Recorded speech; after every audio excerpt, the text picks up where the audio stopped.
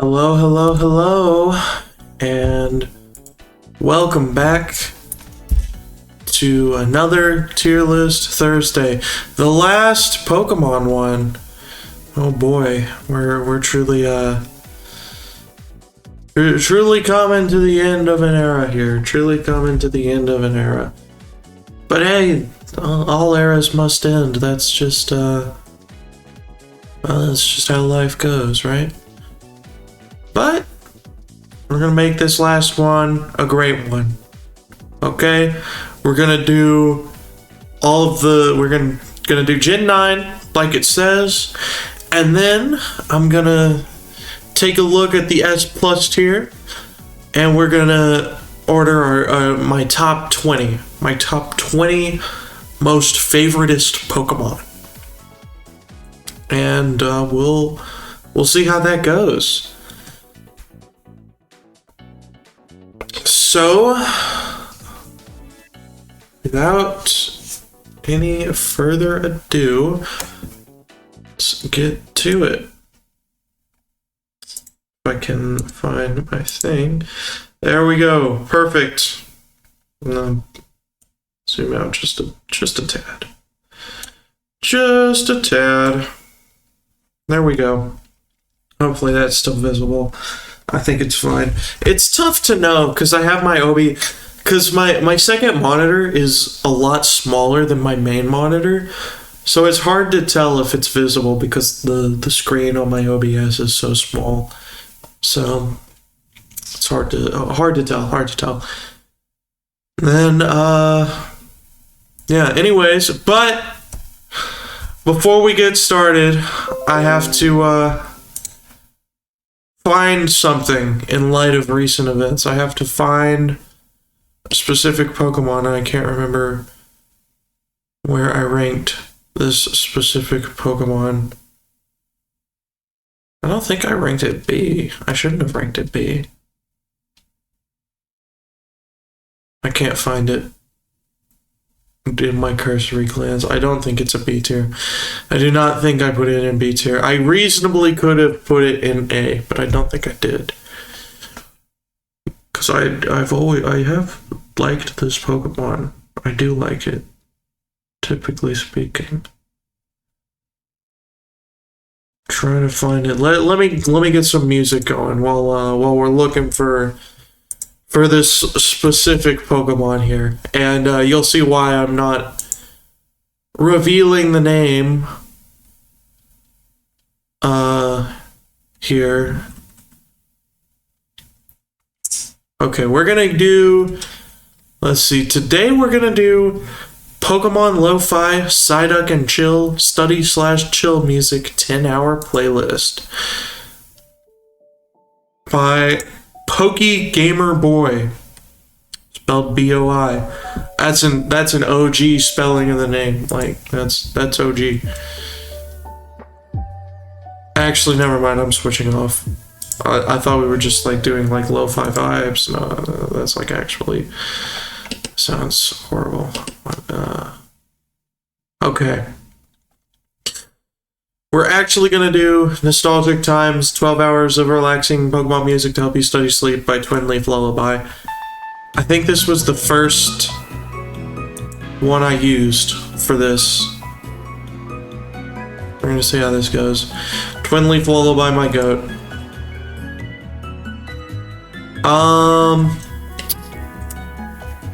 Let's see here. I'm trying to find it. Where are they? I'm losing the plot. I wish I could control F, but I don't think I can.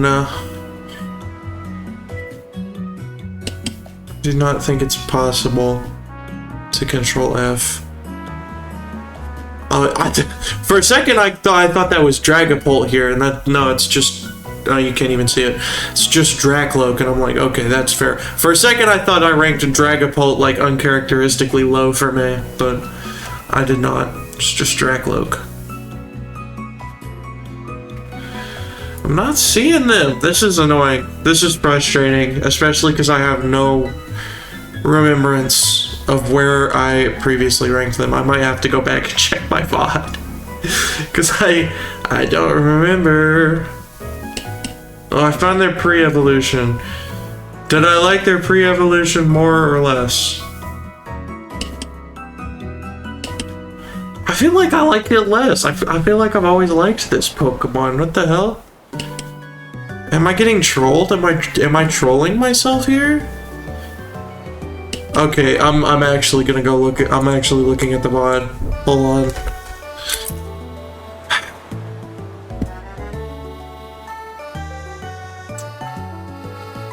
Luckily, this should be easier. Let's see. Where's me? Who me? Where me? There I am. That one Power New VODs. Holy shit, I got 31 views on the Risky Revolution video? Damn. That's crazy. I didn't know people fucked with Shantae like that. More Shantae content in the future. It's happening. The people demand it. Anyways, back to what I was doing. Shut up, me. It's definitely after the villains.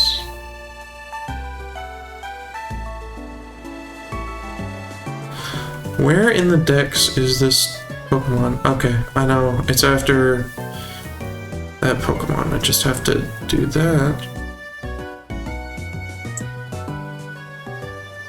Okay. Okay. I'm looking back through the VODs. I'm looking back through the clips. Where did I put it?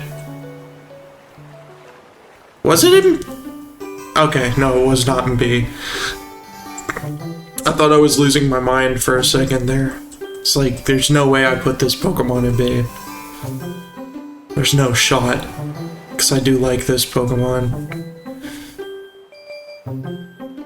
I'm sure I'm gonna look at my VOD at the thing and it'll be like, oh, it's there. It was there the whole time. How could I not notice that? Oh no, where I put it? Just let me see it. Okay, by Zubat. I just have to locate Zubat. Awesome sauce.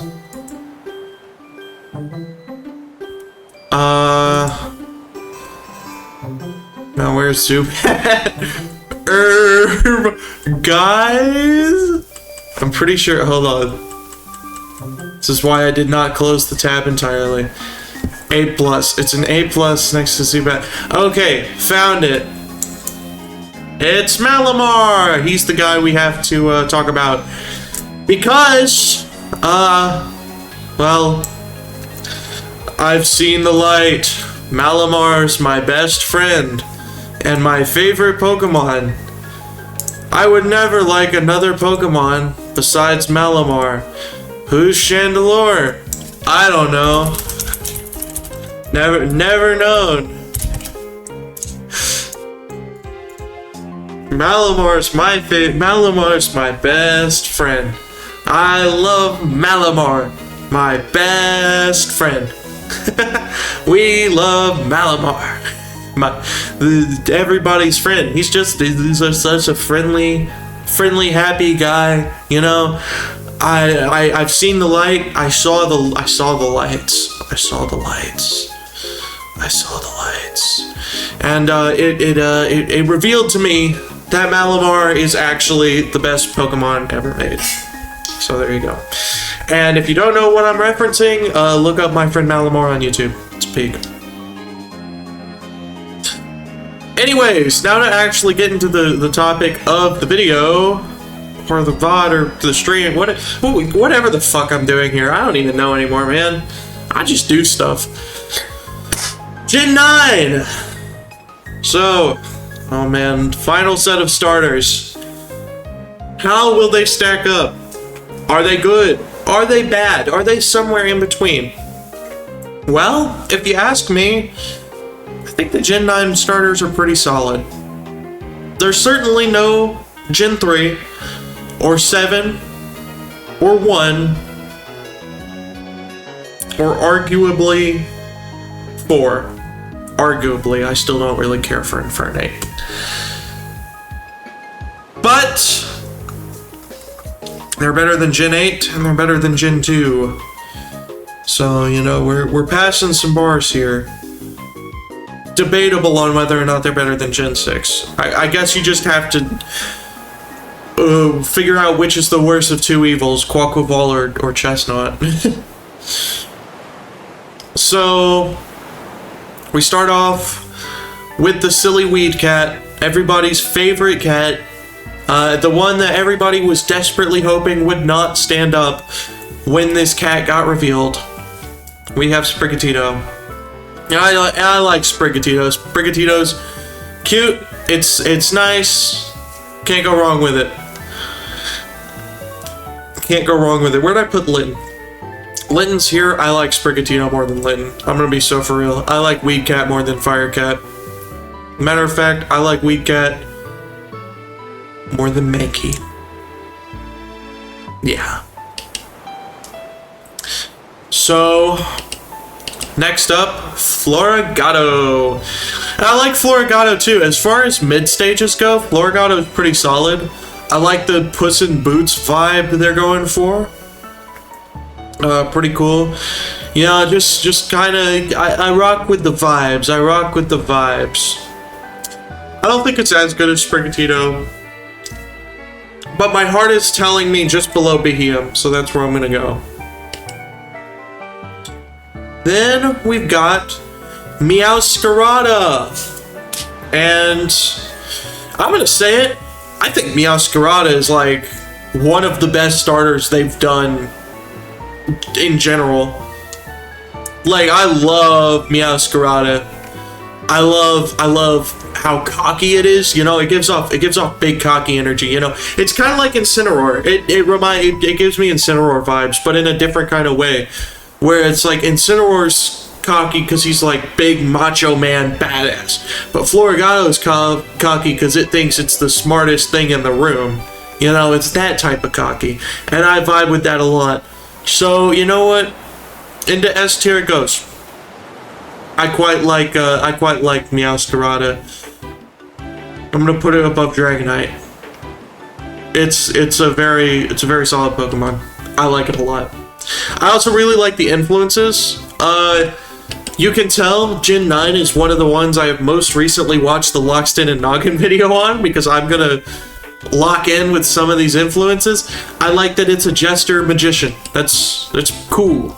I like jesters and I like magicians. Then we've got Fuecoco. And Fuecoco, little goofy goober Pokemon. It's like there's not a thought behind those eyes, not a one. And I think that's awesome. I think that's awesome sauce. I don't think it's as good as Sprigatito, so I'm gonna put it like down here in like low A, but I think it's pretty good. Put it above Chestnut. Then we've got Crocalor.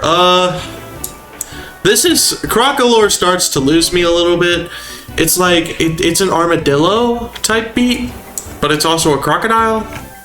I don't know. I like the hat though. The hat really pulls the design together. If it didn't have the hat, would not be a fan.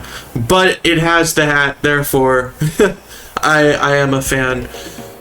I'm gonna put it above Dottler. Right there. Then we've got Skeledirge, another fantastic starter. I don't think I like it quite as much as Meowscarada.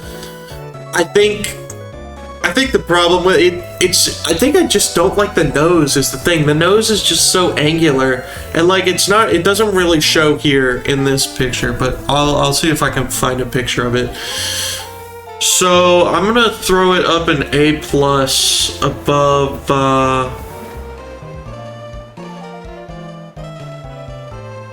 I'll say above Stack Attack. I think that's fair. So let me see. Skeledirge model. Let me just see Skeledirge real quick. Yeah, here's a good picture of it. Like, look at that. It's so angular. It's so boxy. And I don't know if I really like that. Because if you look at an actual interior crocodile alligator who drives a Chevrolet movie theater, their noses are like, they're round. They have round noses. So I don't think I vibe with this like polygonal nose that we've got going on. Like, you see what I mean? See what I mean there? I just don't really vibe with the polygonal nose. The dome head, I also don't really care for the dome head. I think we could have maybe like textured the little colored bits there, you know what I mean? Cause like here's an in-game model. Can I like zoom in? Can I zoom in and enhance? No? I'm not allowed to do that? Is there like a gallery? No. But yeah, like the little colored bits aren't really like textured from what I can tell. And they probably could have been textured. I think the dome head could have had something going. I don't know. I don't really vibe with, and even the underbelly. Look at the underbelly too. It's so polygonal. Like, I don't vibe with it. I think Skeledirge needed to be like sanded off a bit, you know, it needed to be rounded out. Oh hey, my friend Malamar is on the Cerebi.net too. Look at him. Look at him, he's right up there. Awesome. We love Malamar. Then, let's see here. Quaxley! I like Quaxley. Silly little duck. I'm not in love with Quaxley. I don't think he's as good as the other two, but he's decent enough. I'd put him below Cutiefly. I think that's what's calling to me for now. And Quaxwell, like, I'd bully Quaxwell. Quaxwell looks like somebody I would bully. His hair's stupid. He's stupid.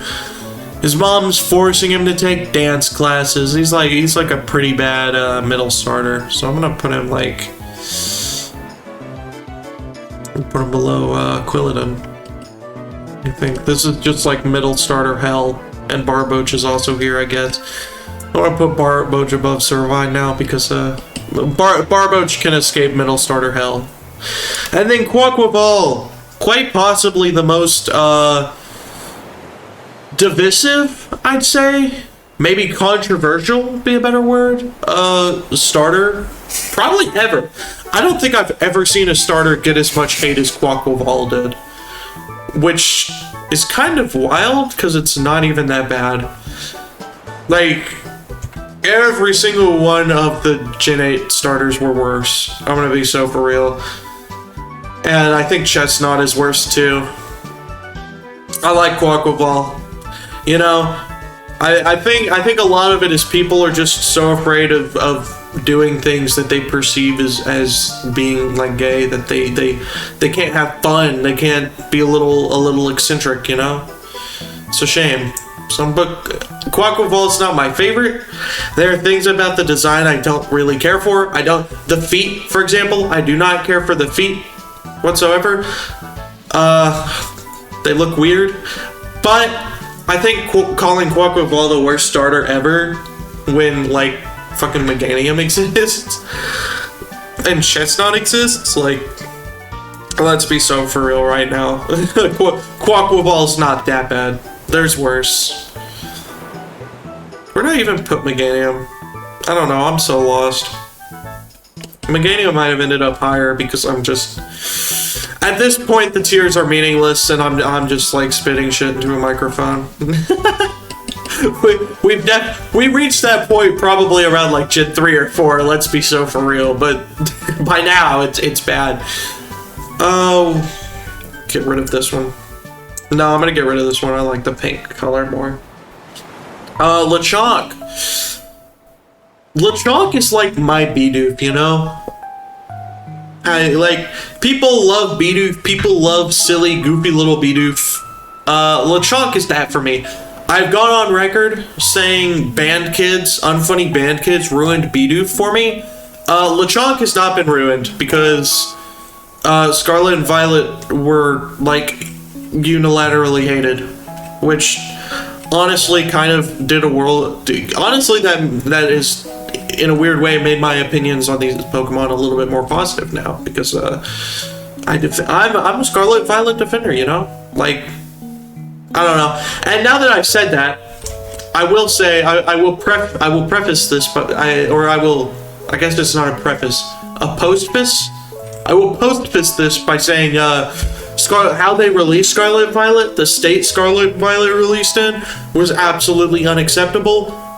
Frame rate was garbage for most people. I didn't get any game-breaking glitches, but I've seen people who got game-breaking glitches. I cannot blame anybody who says Scarlet and Violet's the worst Pokemon game ever made. I really can't. But all I can do is say I played Scarlet and Violet and I enjoyed my time with it. That's all I can really say with it. It didn't put me off the series forever. So, I don't know. Is it a shame? Is it bad that they released a game in the highest grossing media franchise in the world in the state they did? Absolutely. Absolutely, it is bad. And if people, and if that was the line for people, I fully endorse them just not buying it. But again, I enjoyed my time with Scarlet and Violet. And if Legends Arceus and Scarlet and Violet are indicative of how the series is going to go forward, iron out the glitches and I'm happy with it. You know, get rid of the frame rate and the bugs and all that, and I'm happy with the direction the series is going, for the most part. So, anyways, Lechonk, long aside, Lechonk is pretty cool. So put him like up here above Rockruff. I like him. He's just a silly little goober. You know, I like his goober energy, big goober energy.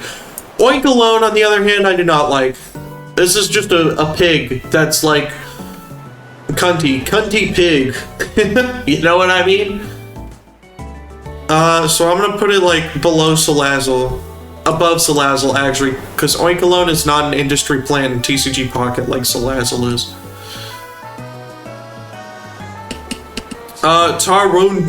Tarantula, or Taruntula? I don't know how to pronounce it. I like Tarantula. It's you know, I have talked about how I have arachnophobia, so spiders kind of mess me up a little bit, even when it's like not really scary. For example, this is probably my most embarrassing gaming moment of all time, but I was playing Grounded with some friends once upon a time, and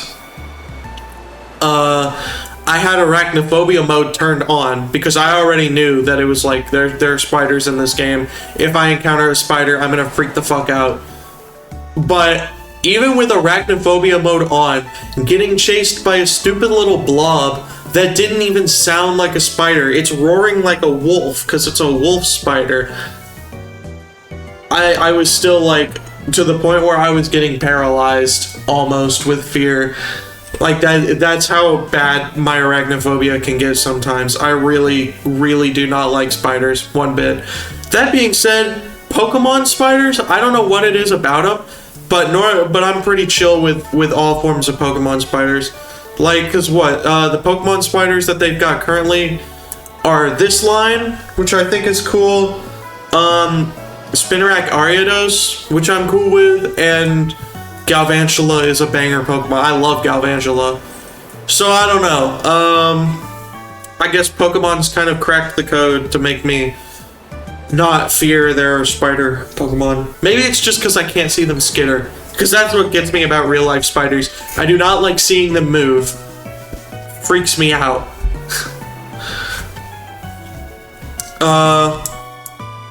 But Tarantula.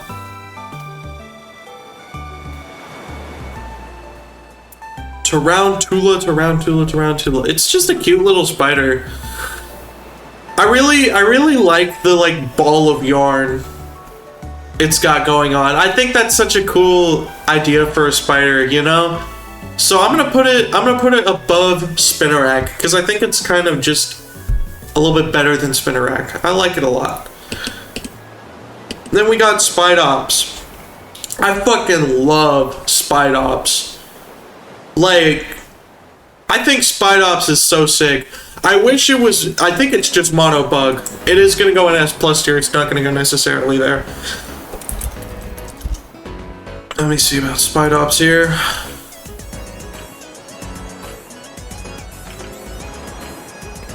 Yeah, it's mono bug. I wish that it was more than mono bug. I wish it was like, I guess it can't be bug dark because low kicks is right there. But I don't know, like bug fighting maybe? Or, I don't know. I really wish it wasn't mono bug so that it could be a little bit better than it actually is. Because this is like such a cool fucking design. I love Spidops. I really do. Spidops might make the top 20, honestly. As a matter of fact, I love Spidops. It's just such a cool design, and I wish I like could actually use it on a team. Then Nimble. Nimble's pretty decent. Scaredy cat bug. I like how they like kind of jump away from you. It's kind of got the Yamask vibe going on for me now that I'm like directly looking at Yamask. I think I like Yamask a little bit more because ghost type bias, but I like Nimble. And then Low Kicks is another just really cool one. I don't think it's kind of doing the same thing Ledian's doing, right? In a weird way, it's bringing back Ledian's vibe, which is interesting because they're doing a spider thing again. They're doing spiders again, so that's kind of like Ariado's Spinnerack. And then they did a bug that's based off Sentai, like Ledian. You know, and Sentai, for those of you unaware, because that word rhymes with something else, so I feel like I gotta explain it. Sentai is like, it's like Power Rangers or Ultraman and stuff like that, you know? That's what it is, basically. And Ledian is inspired by Sentai, and Low Kicks is also inspired by Sentai. So I wonder if that was an intentional parallel, because there's a lot of, they gave Johto a lot of much needed love in this gen. Probably the most love Johto's received since like Gen 4, so big ups. And they kind of just did the concept better. I don't think Low Kicks is quite as good as Spidops, personally, but Low Kicks is still like really good. Yeah. Right here, I think. No, what I'm gonna do here. I'm gonna do there. Final answer about Bayonet. But Low Kicks is really good. I really like Low Kicks. And yeah, just cool. Just cool. Then we've got, oh no.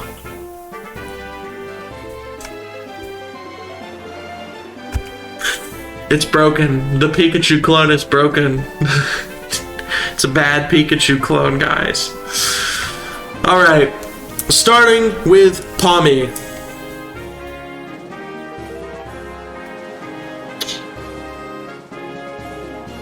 Could be better. Could be better. Next, going into Pomo. Most useless middle stage ever made. E tier. Finally, Palmont.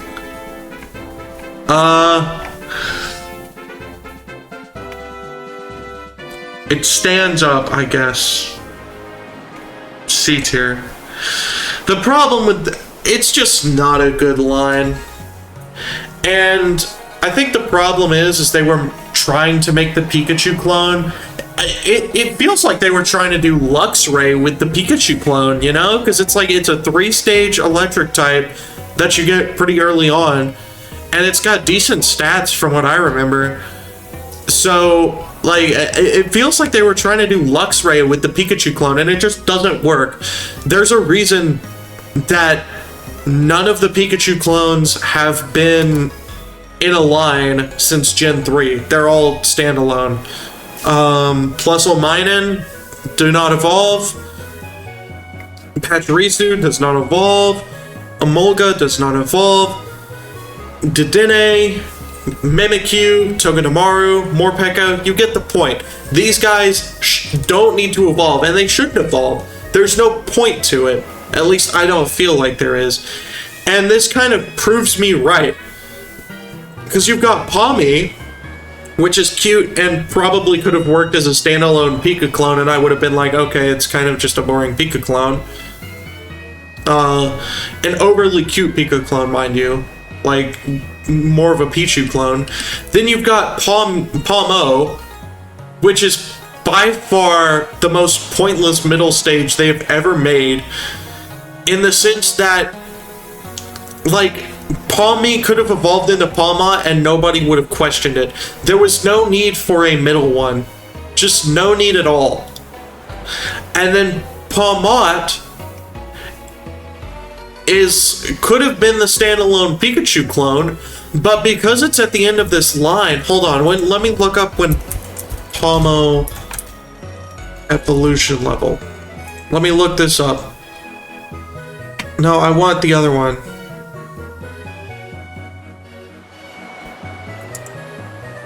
No, is that Pogo? That's Pogo. I want... No, that's... To evolve Palmo into Palmo, you need to walk one... Oh, okay, so so it is a different thing. So it's not a level... So they just wanted to show off a new mechanic. Okay, so we still didn't need the middle evolution, and now it's just here to show off a new mechanic. Oh, now that I know that, I'm gonna rank Palmot higher. Now that I know that, I'm gonna rank Palmot higher. Because look, I'm gonna be so for real. I did not catch this Pokemon in my playthrough. I left this fella on Route 1. He was not coming with me. He was not on the team. Not on the squad at all. But now that I know that, I'll rank him a little higher.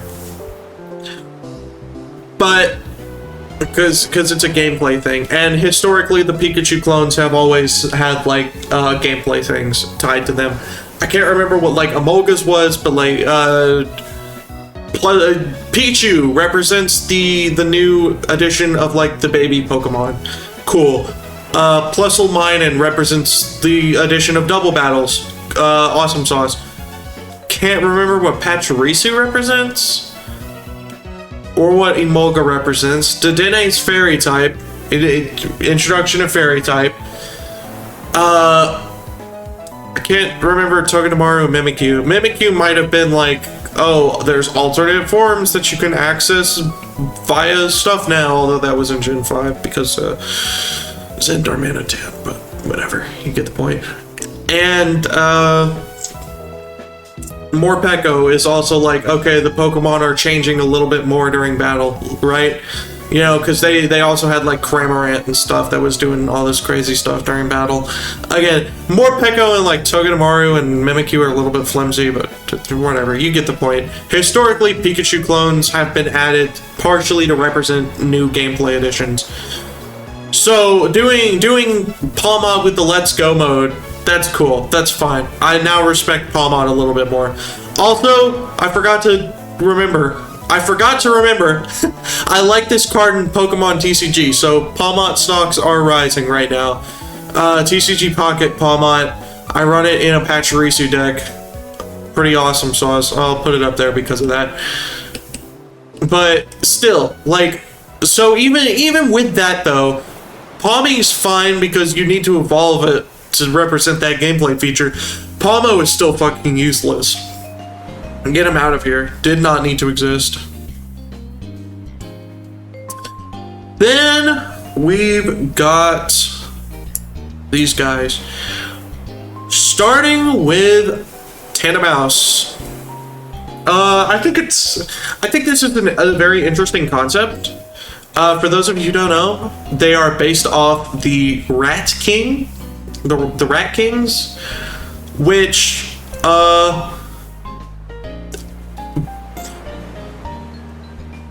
How do I describe this? Basically, a rat king is what happens when a bunch of rats have their tails tied together. Like, they end up with their tails getting tied together, and they're just stuck like that. That is a rat king. And so it's based off that, but it's significantly more wholesome and a lot less gruesome. You know, they look like stuffed mice, and they're cute, and they're in little families. And then you look up a picture of a rat king, and it's like, oh, this is like a wheel of dead rats that are tied together. Awesome. But I will not show a picture of a rat king on stream, just by the way. I'm not gonna subject you to that. Maybe I should. I did subject you to a triggerfish. Ah, what the hell. So Tandemouse, I'm gonna put Tandemouse above Spinda. And then Mousehold again is just like, oh my god, look at the cute little mouse doll. They have a family now. We don't want to talk about the ghost type variant they're adding in Gen 10 when it's mouse-portion. or wait, no, it was mouse carriage. I messed up the joke. It's mouse carriage. My fault. My fault. Sorry. My bad. My bad. But yeah, they're cute. I like them. Solid. I'm just gonna put it above the other one because like they don't really change much. They just have smaller ones now. Anyways, I'm gonna traumatize people who may dislike rats. If you dislike rats, click off the stream or click off the video or something. Anyways, yeah, this is a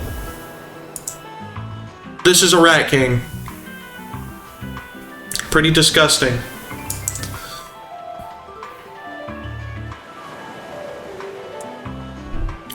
Pretty disgusting.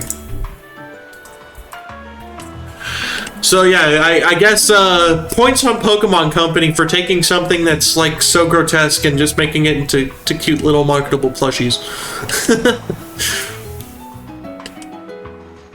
Then we have Fido. Look, Fido and Darkspawn are definitely in contention for like best Pokemon names.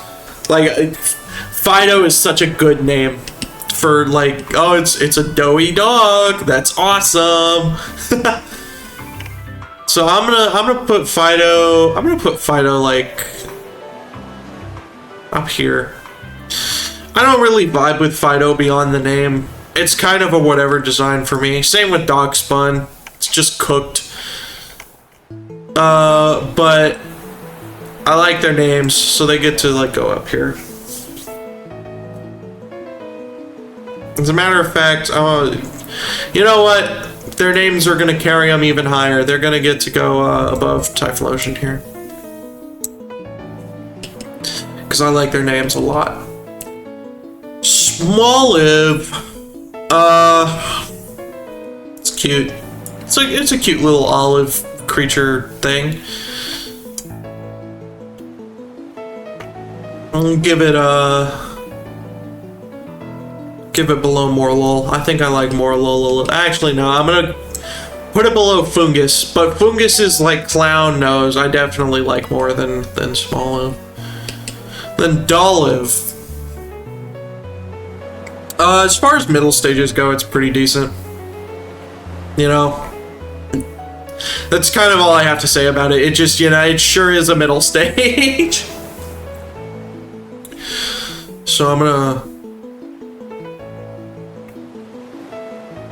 Do I like it more than I don't think I like it more than Smoliv. It's got that massive forehead, you know? Big forehead energy. Put it like right there. Then we got Arboliva, who I do really like. I like that it kind of curls into an olive tree when it's attacking. That's cool. I don't know, I just like Arboliva. You know, we haven't had like a good solid tree Pokemon in a while. I think the last one was like Trevenant. Or I guess technically a Alolan Executor, technically, but I don't know.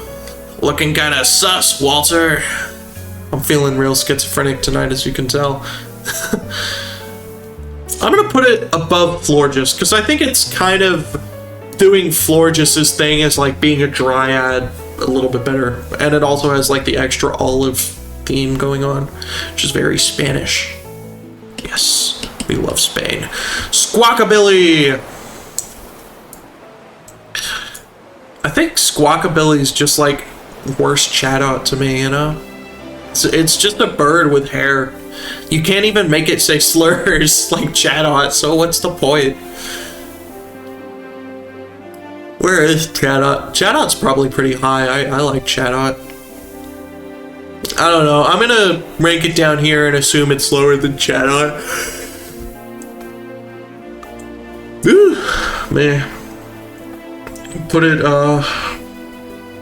I think below Semi-Sage. That's what's calling to me. They've got similar hair. They can hang out together.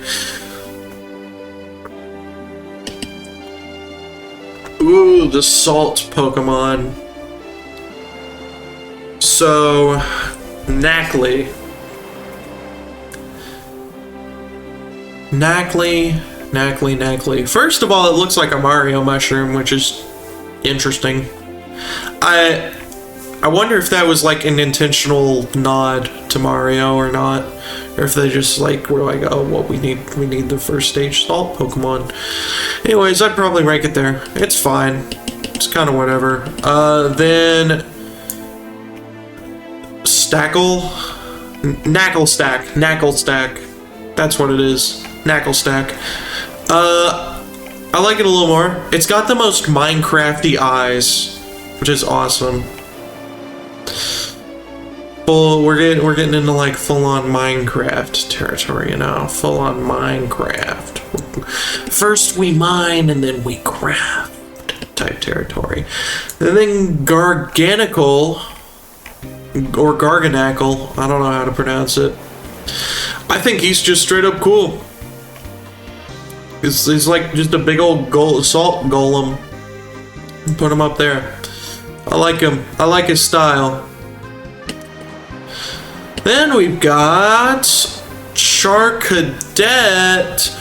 See, Charcadet is like Tyrogue, except I actually like Charcadet because it wasn't introduced a generation after the Pokemon it evolves into, so it feels a lot less pointless. Because you actually find a Charcadet in the wild. You train it, you like get attached to it, you know what I mean? Anyways, it can go like right there. It's a little scrunkly little guy. Then Armarouge.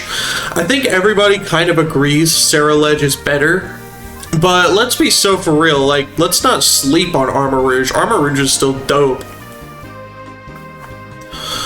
Like, Armarouge is still up here for sure. Probably like,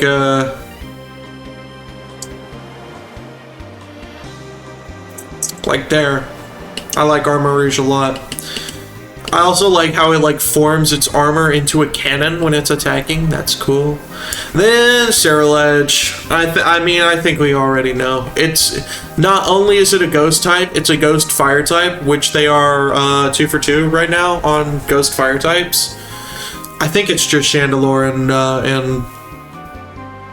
Ceruledge. I mean, obviously the whole Chandelure line is fire ghost, but you know what I mean. But like it for sure goes like up here.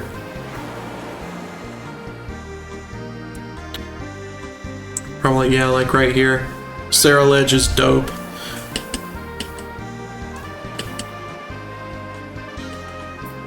Is there really not a Gen 2 Pokemon in my S Plus? For real? I thought there was one Gen 2. Oh wait, no, Scissor's there somewhere, right? Where's Scizor at? Oh, there he is. Okay, that's my one Gen 2. Sorry, off topic. Shoot. Work. Then we have Tadbulb. Tadbulb, I mean, he's just got a cute little smiley face. He's just happy to be here. It's just a light bulb that's happy to be here. That's awesome.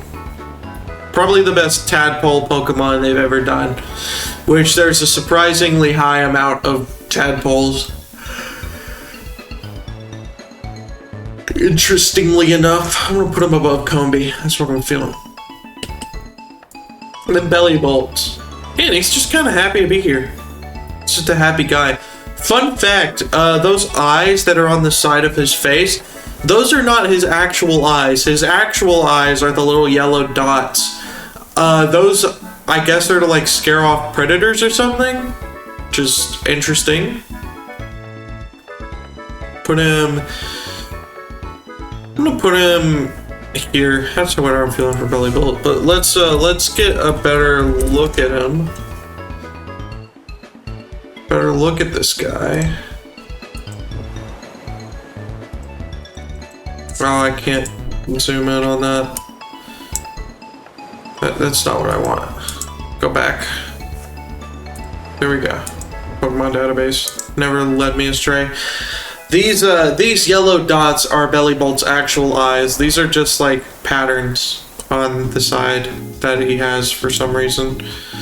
I'm pretty sure there's a dex. Yeah, what appears to be eyeballs are actually organs for discharging the electricity generated by Belly Bolt's belly button dynamo. So, not for scaring off predators. They're organs. So good for him for having organs. Then Wattrel. Wattrel's just kind of a bird, but it's a yellow bird, which I think it's one of the... I think it's the only yellow bird? Question mark? Don't actually know. Still just kind of a bird, though. I'm gonna put it above Rookity. Oh, Rookity also has some yellow on it. Put Rookity above Wattrel then. Kilowattrel's cool though. Just something about it. It's a very sleek design. So I'm gonna put it up here. It's certainly no Corviknight or Talonflame, but it's cool nonetheless. Then we got Mastiff. He's kind of got that Young Goose face going on, so that's cool. Where I put Young Goose at?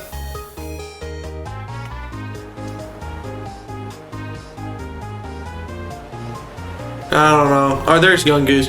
I like Mastiff a little bit more though, because he's a dog, and I just like dogs more than weasels. And then Mabostiff, aka Arvin's little sandwich puppy, I like a lot. He's got like sad eyes, but there's a reason for it, because it's like he's an old mob boss, and he's tired, you know. He's got the eyes from the whatchamacallit, from The Godfather, from that one character's eyes. It's been so long. Actually, I don't think I've even seen The Godfather. Never mind, it hasn't been long. I've just not watched it.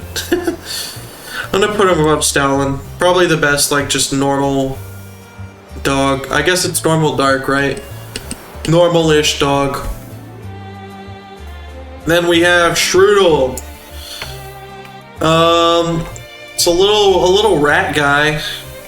So it's barely a rat. It looks more like a mouse, as in, you know, one of the mice you use for a computer. You know, a computer mouse.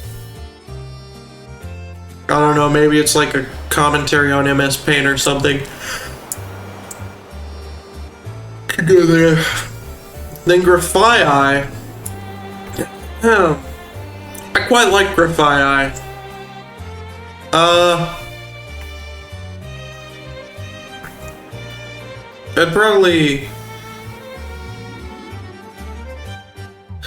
I'd probably rank it like here-ish. I like the concept, especially because like eyes have the long finger, so having it paint with its elongated fingers is cool, and it's got like the graffiti artist vibes, you know. It's cool. I like Grafii. Bramblin. Bramblin. Kind of a similar deal to Sandygast. I think the first evolution's just a little too plain for me, but I still like it. Where is Sandygast? It's around here, isn't it? What the heck? I swear it was. I swear I have to be losing my mind. Oh, here it is. I think it's a little bit worse than Sandygast. I think Sandygast has a little bit more personality to him, and Bramblin doesn't. And then also, like the Sandygast line, Bramblegast becomes just super awesome and cool once it gets bigger. It's nice and spiky now, and I don't know, I feel like they've managed to portray more personality with him. And also, I think just like having a tumbleweed Pokemon is just cool. Again, I'm gonna rank him below Palossand because I think Palossand has a little bit more personality with like the castle arms being like its arm. I don't know, but I think a ghost tumbleweed is a cool Pokemon that people kind of just sell short for some reason. Ooh, and then Toadstool. Very divisive Pokemon right here. It's Toadstool. I don't mind it though. I think you just kind of have to experience seeing them run around in game to really get it. You know? They're just kind of silly little goobers. Where's Tentacool? I have no clue where Tentacool is. I'm just gonna rank it here and assume it's higher than Tentacool. Toadstool. Again, you just kind of have to witness them running around in game to really get it. And I also like how it can kind of punch people now, you know, it can kind of just throw hands. I think it's worse than Tentacool though. I don't know, something about Tentacool I like more.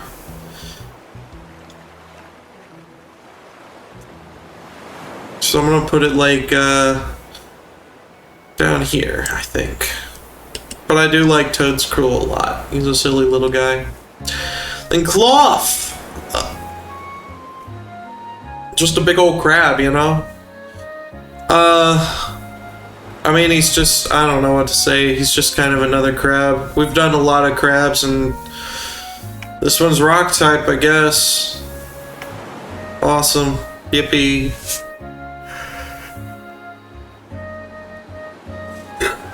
Me. Oh my. Oh, crawfish pie. I'm gonna rank him below Whiscash. Then Capsicid, another little baby. He's like Toxel for me. I do not care for the little baby. What I do care for is those Scovillain though. I mean, he's walking around like a cowboy. He's got the comedy and tragedy faces. He's awesome. I love this guy. Definitely an S tier mon for sure. Also the first grass fire type. And I couldn't think of a better use of the type than a red hot chili pepper, if you will. Then we've got Relor, Dung Beetle. Good for it. Good for it on being a dung beetle, I guess. You know, it was a brave decision to make a Pokemon that literally just rolls shit around.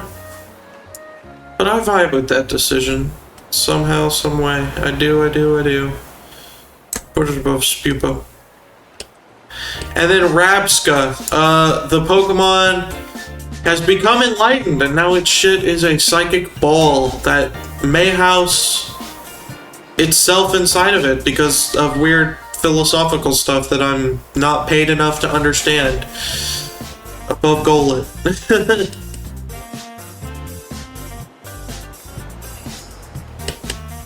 Little. Cute little UFO type thing? I don't know. I do vibe with it though. Above Purrloin. Espathra, the Cleopatra author, I almost said author, ostrich. I vibe with the Cleopatra ostrich. It's cool. I'm gonna put it, I think above Ralts is good. I like it a lot. Ooh, another very good line. kind of Tinkatink's gross little baby gremlin. My hatred for babies does not extend far enough into Tinkatink territory, I guess. It's fine. It's not like... The thing about Tinkatink is that, like, I feel like Tinkatink would shut up on an airplane. Toxel and Capsicid would not shut up. You know what I mean? So, like, that's the vibes it's giving me. It would shut up on an airplane, therefore I tolerate it a little bit more.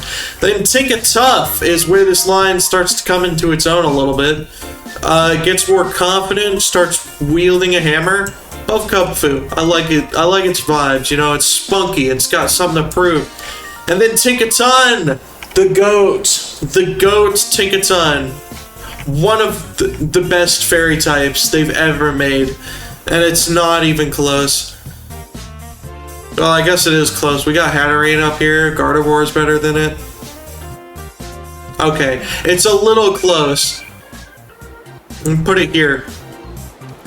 I love that it just hunts Corviknight for sport. That's awesome. It just hunts this giant metal bird for sport because it can. Wiglet! I'm gonna be so for real. Every time they try to recapture the magic of Diglett, my soul dies a little bit. This is certainly better than the Alolan forms, because at least they're not just doing Diglett, but with an added feature. It's like, it's long Diglett now. Ooh, it's a worm! A sea worm! Ooh! Awesome, it can go above Fion.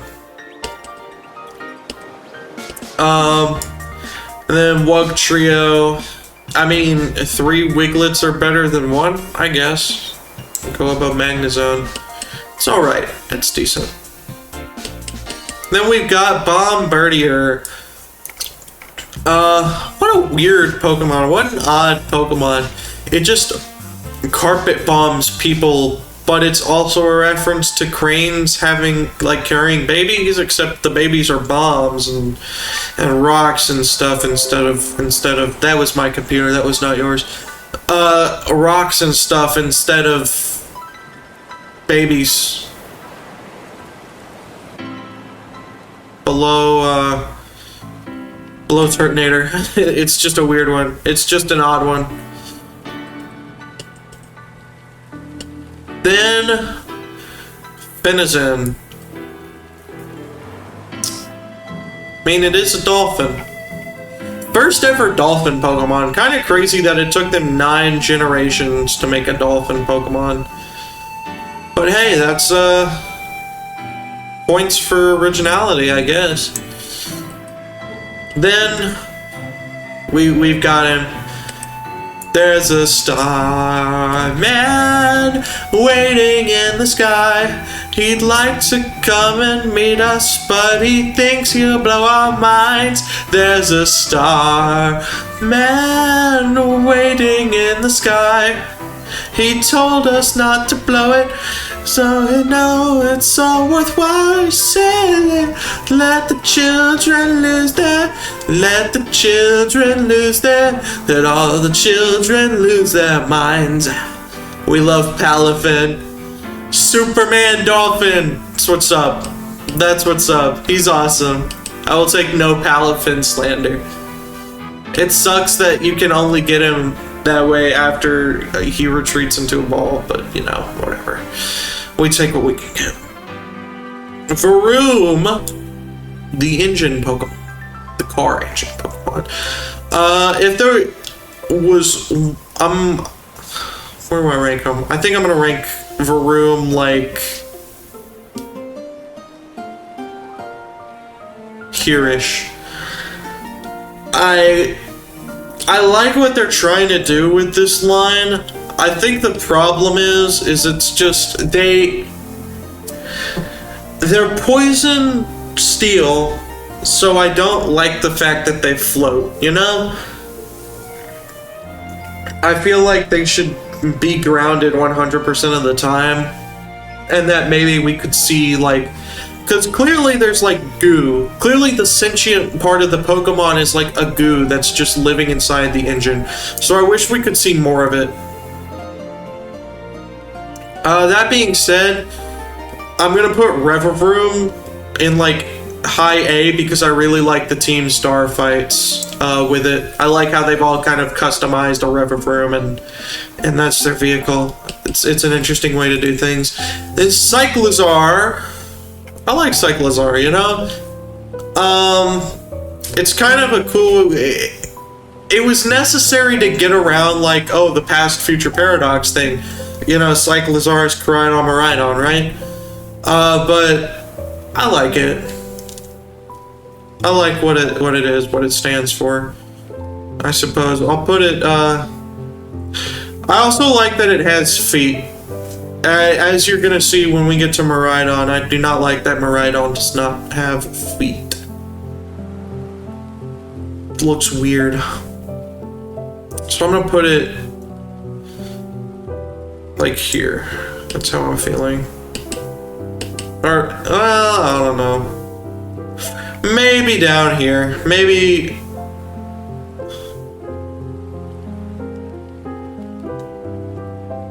Maybe here-ish. Yeah. Cyclizar is just weird. I think it's the first normal dragon type though, right? Which is interesting. Orthworm! Orthworm! I love Orthworm. He's such a goofy little guy, you know? He's just happy to be here. And, for being happy to be here, he can go, like, below Appleton. There you go. I like Orthworm. Glimmet. I don't like its sack. Why does it have, like, a big old sack drooping from its face? I can't say I'm a fan of that. Put it, like, here. Glimmora, on the other hand, is a massive improvement because it doesn't just have a big old droopy sack drooping from its face. You know, it's like it's very regal, kind of swimming through the air. And give it I'll give it like up here. I think that's fair for Glimmora. Then Grievard, the final dog of the generation. The final dog. Oh man. We're getting there, fellas. We're almost there.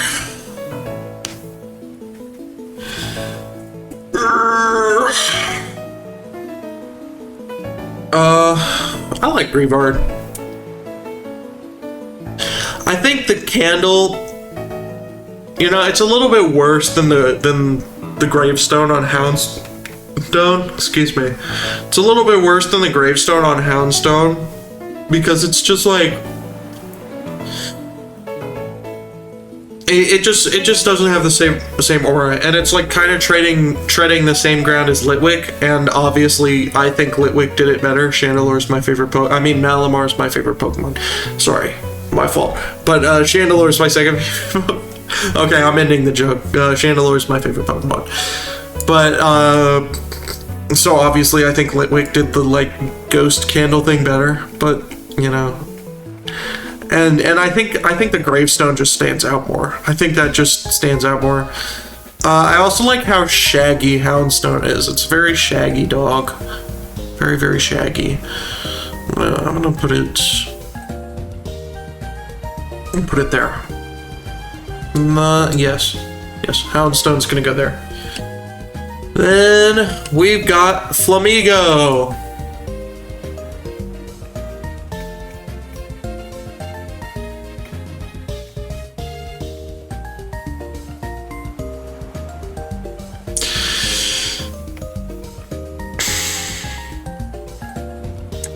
I will not elaborate any further on Flamigo. It is an A+ tier Pokemon.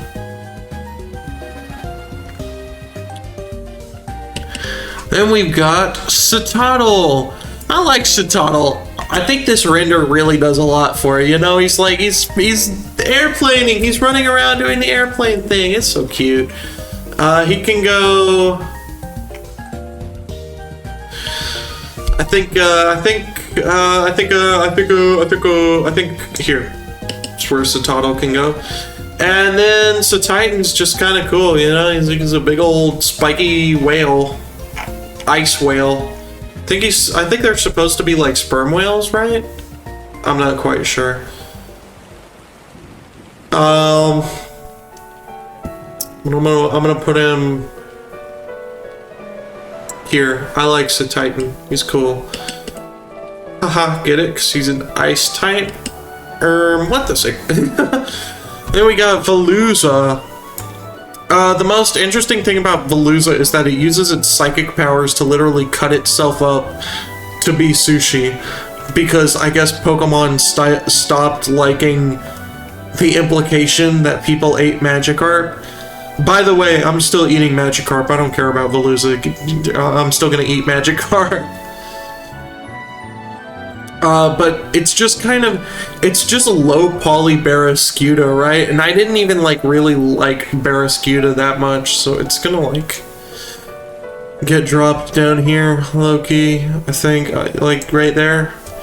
I'm not really a huge fan of Veluza. Then Dondozo. I am a big fan of Dondozo because, similar to Veluza, it feels similar to another Pokemon. This time being Whiscash. Except it's way better Whiscash. I don't know. I like Dondozo a lot. He's just a big old dude, big old guy, big old fella. I'm gonna give him above Vikavolt. Then we've got Tatsugiri. Another Rage Bait Pokemon, because why did they make this thing Dragon type? I think I knew the reason at some point, and it's something to do with the name of the sushi that it's based off of. But at any rate, it is just kind of silly, and I like how it's paired up with Dondozo. That's always pretty funny to me. The little guy, big guy combo always goes hard. So I'm gonna put it below Grubbin. Because Grubbin's literally me. Grubbin. I'm literally Grubbin, guys. Guys, I swear I'm not delusional. I'm literally Grubbin. Who up? Grubbin Vikavolt. she grubbing on my charger bug to my Vikavolt.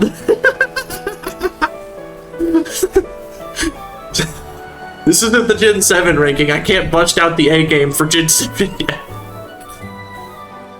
Now we've got Annihilate. I love Annihilate. You know, Primeape literally got so angry it just keeled over and died. That's such an awesome idea for a Pokemon. So I'm gonna put him in S tier for sure. I think above Reuniclus I think is fair for old Annihilate. Then, finally, we got Clodsire. I can finally pay off what I'm pretty sure I said in the Gen 2 video. When I was talking about Quagsire, I'm pretty sure I mentioned that they did Quagsire but better later on. We're finally here, folks.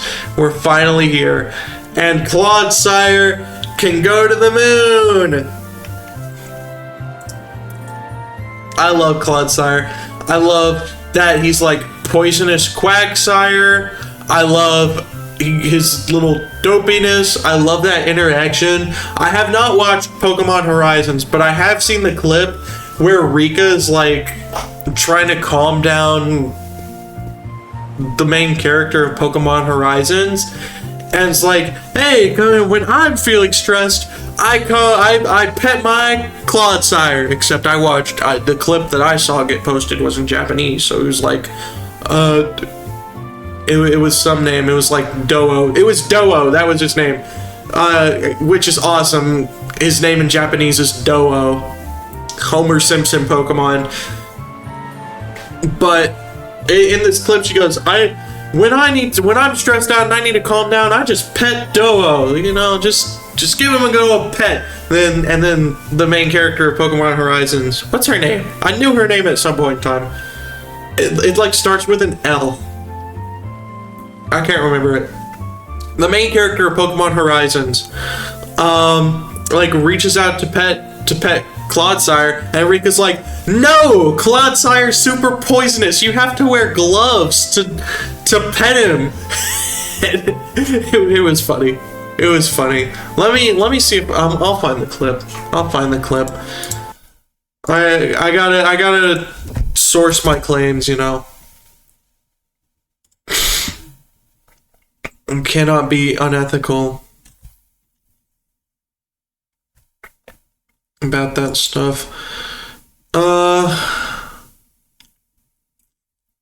What is this thumbnail right now that is happening on my screen? The hell? Weird. Whatever. Anyways, Rika, let's... Okay, hold on. Pokemon Horizons main character. What's her name? Liko. I knew it started with an L. It's Liko. Let's Liko pet Clodsire. See if that does it up. There it is. This is probably the right one. Oh hey, and it's in Japanese too. Awesome.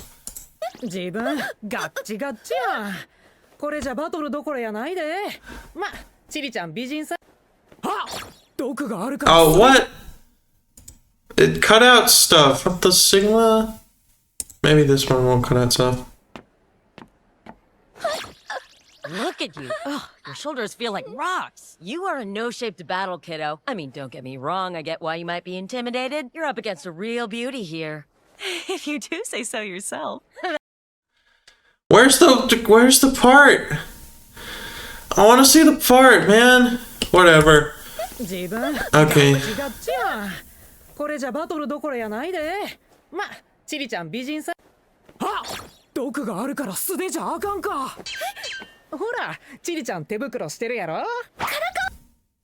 Okay, so yeah, you get the point.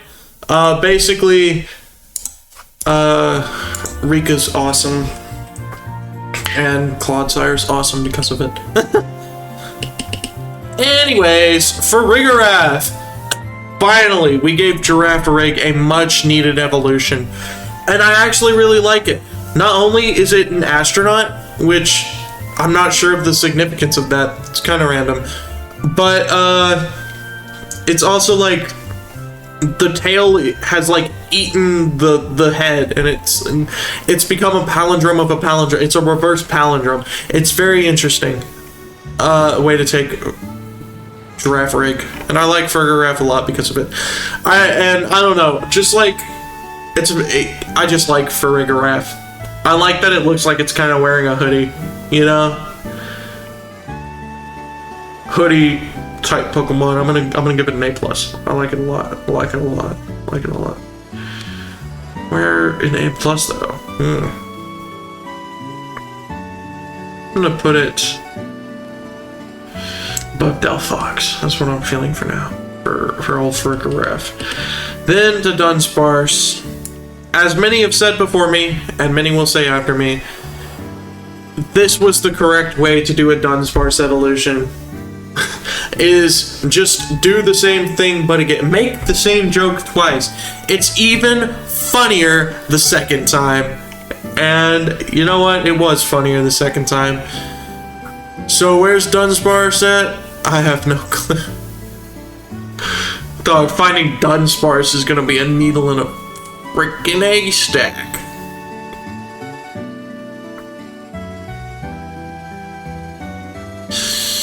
Okay. Oh wait, I found Dunsparce. Oh my god, it actually appeared before my eyes.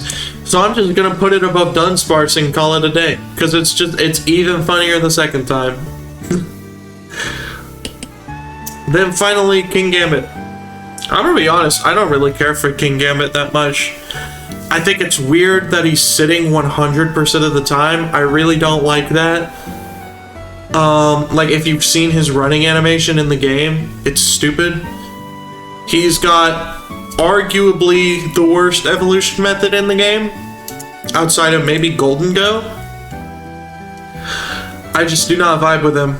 I also like I like Bisharp a lot, and I don't think this was the way to go.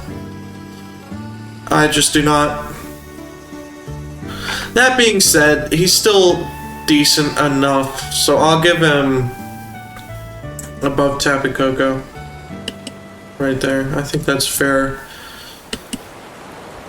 Alright, into some Paradox Pokemon. Great Tusk. Big old dinosaur elephant. I kind of wish they had gone with more of like a woolly mammoth vibe, but I guess that would have like overlapped too much with Mamoswine, so I guess I understand why they didn't. That being said, that's still pretty cool. I like how big and great, you may even say, his tusks are. I'm gonna give him up here. You know, they gave Dawn fans some much needed love. Then Screamtail. Screamtail's alright. It's just kind of Jigglypuff with more hair. You know? So I'm just gonna rank it directly below. They're even doing the same pose. They're even hitting the same pose. Like, come on. So I'm just gonna rank Screamtail down there. I don't know. It's just Jigglypuff with more hair. You know, we get more creative with some of the other ones. Brute Bonnet. It's decent. I don't know why it's shaped like a Pokeball. If Pokeballs didn't exist. Because presumably Pokeballs don't exist in like the alternate Paradox world that Brute Bonnet's from, but I guess they do. I guess we somehow managed to advance technology enough to make Pokeballs, but didn't advance it enough to not have dinosaurs. So, good for Brute Bonnet, I guess. Can go above Roselia. Fluttermane! Fluttermane! I love Fluttermane. It's awesome. Probably one of my favorite Paradox Pokemon. I don't think it's quite as good as Miss Maggie is, but it's really good. It's solid. It's also just kind of Ghost type, therefore, and I know it's Ghost type, therefore, so you know what? I'm glad that they pandered directly to me. Slitherwing! A lot of people I've seen seem to really like Slitherwing. I've never been a huge Slitherwing fan. It's decent. I can understand what they're going for, I guess, but it's just, you know, Volcarona is just so peak. And I understand Dawn fan needing two separate forms, but Volcarona didn't really need two different Paradox forms, but Slitherwing's definitely the better of the two, so I'm not gonna hold Slitherwing against Slitherwing. Then, finally, Sandy Shocks. I really like Sandy Shocks, you know? It's kind of doing the same thing that, like, the Alolan Golem line was trying to do, except it's doing it in a way that actually makes sense because Magneton's actually a magnet. Spoiler alert. So I'm gonna give it like an A plus. Put it above Voltorb. Then we've got Iron Treads. Overall, I think the future Paradox Pokemon are a lot worse. There's less to go off of over, like, we're gonna make them cavemen. You know, the robots, there's just less to do with robots than cavemen, you know? So I'm gonna put it up here.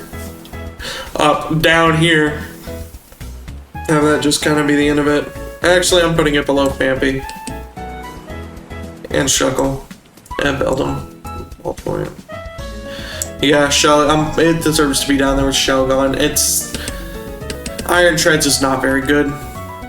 Iron Bundle, on the other hand, I do like a lot. Because it's like, it's a toy, you know? I like when they do things besides just, oh, this sure is a robot. Because now it's like a toy. It's meant for children, which makes sense for Delibird. And it's also, you know, a good way to take the Pokemon. So I'm gonna put Iron Bundle above Piplup. I like Iron Bundle a lot. Then Iron Hands. I already don't care for Hariyama. Iron Hands is just Hariyama but iron. So I'm gonna like put it down here. Not a fan of Hariyama at all. Or of Iron Hands at all, really. And then Big Jugs! We love Big Jugs. He can... It is just kind of polygonal Hydreigon, so points off for that. But it's Big Jugs, like, come on. We love Big Jugs. Then Iron Moth, and like, this is what I'm talking about. Again, this is just Volcarona, but it's steel and polygonal. C tier.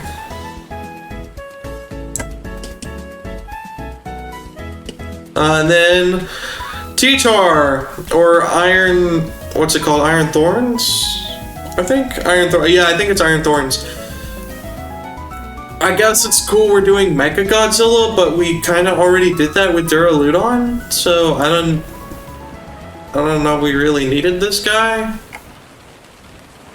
Good on him for existing, I guess. Again, it's just Tyranitar, but it's iron.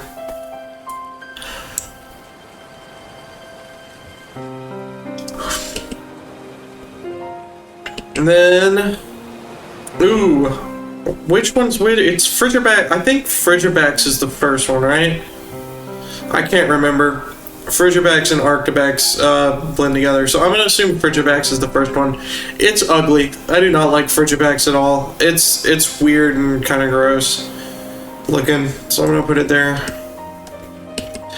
Arctibax. Arctibax is cool. I like how they hunched it down and made it more like a Spinosaurus type deal.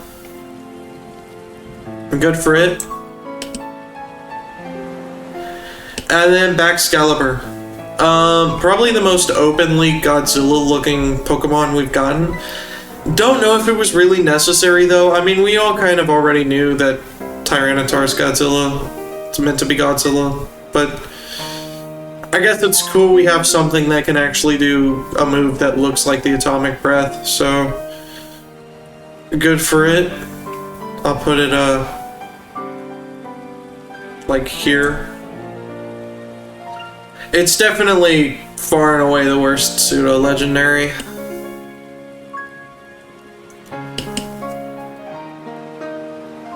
And then we've got Gimmighoul. He's just a little gremlin carrying a coin. That's awesome. Let me put him up here. I love my little coin gremlin. And then Golden Go. I like Golden Go a lot. You know, some people understandably find him underwhelming for a 1000th Pokemon, but I like him. I really do. I think he's an S tier. There's just something very charming about him. I can't quite describe it, but there is something very charming about him. That being said, the evolution the evolution method is absolutely horrendous, and that needs to be changed with a quickness. I'm gonna put him below Magcargo and Pheromosa and Zygarde. Yeah, but I do like him. I love his animations. He's got so much personality. You know, surfing around on all his gold coins. Oh, and now we get to the Treasures of Ruin. Probably one of the best sets of legendaries that aren't like honestly, straight up just one of the best sets of legendaries since like the Regis. You know, it really brings back that very mysterious vibe, this forbidden vibe that you're like unleashing evil. Which I know the Regis aren't evil; they're chill. But, you know, they had that mysterious vibe about them, like they were meant to be forgotten. And the Treasures of Ruin kind of scratched that itch in a way that hasn't really been done since the Reggies. So I think that's really cool. Wo-Chien. I think Wo-Chien's probably my favorite. I don't know what it is, just something about this leaf snail that really captures my interest. Put him there. Chien Pao. Actually, I take it back. Chien Pao's my favorite. This little ice sword thing is just awesome. I like it a lot.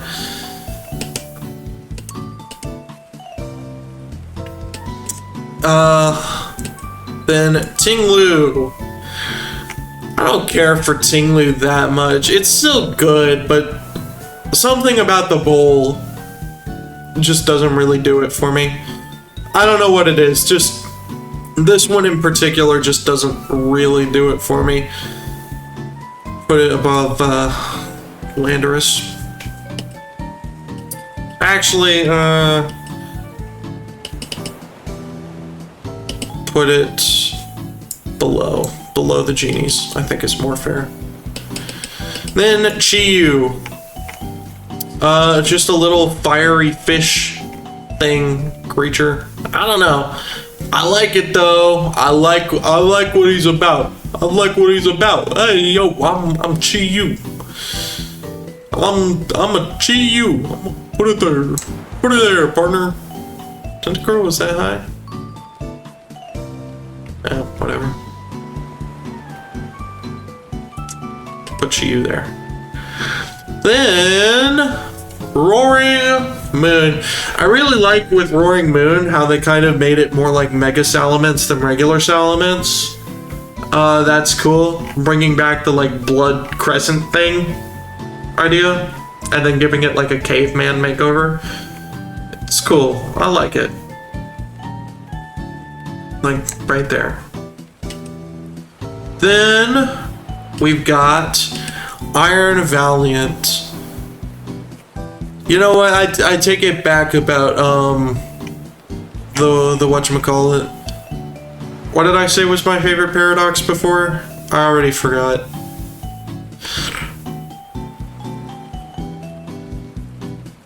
Anyways, it's Iron Valiant actually, because they combined Gardevoir and Gallade, which is already like a good idea for a Pokemon like this. But then they made it the Terminator, and that's just cool. And it's like, look at the badass pose. And they took the bad parts of Gallade out for the most part, so it's just cool. It's just cool. It's just cool. It's just Terminator Gardevoir, which is awesome. Then the legendaries, Koraidon and Miraidon. Koraidon, I like his big feather cap.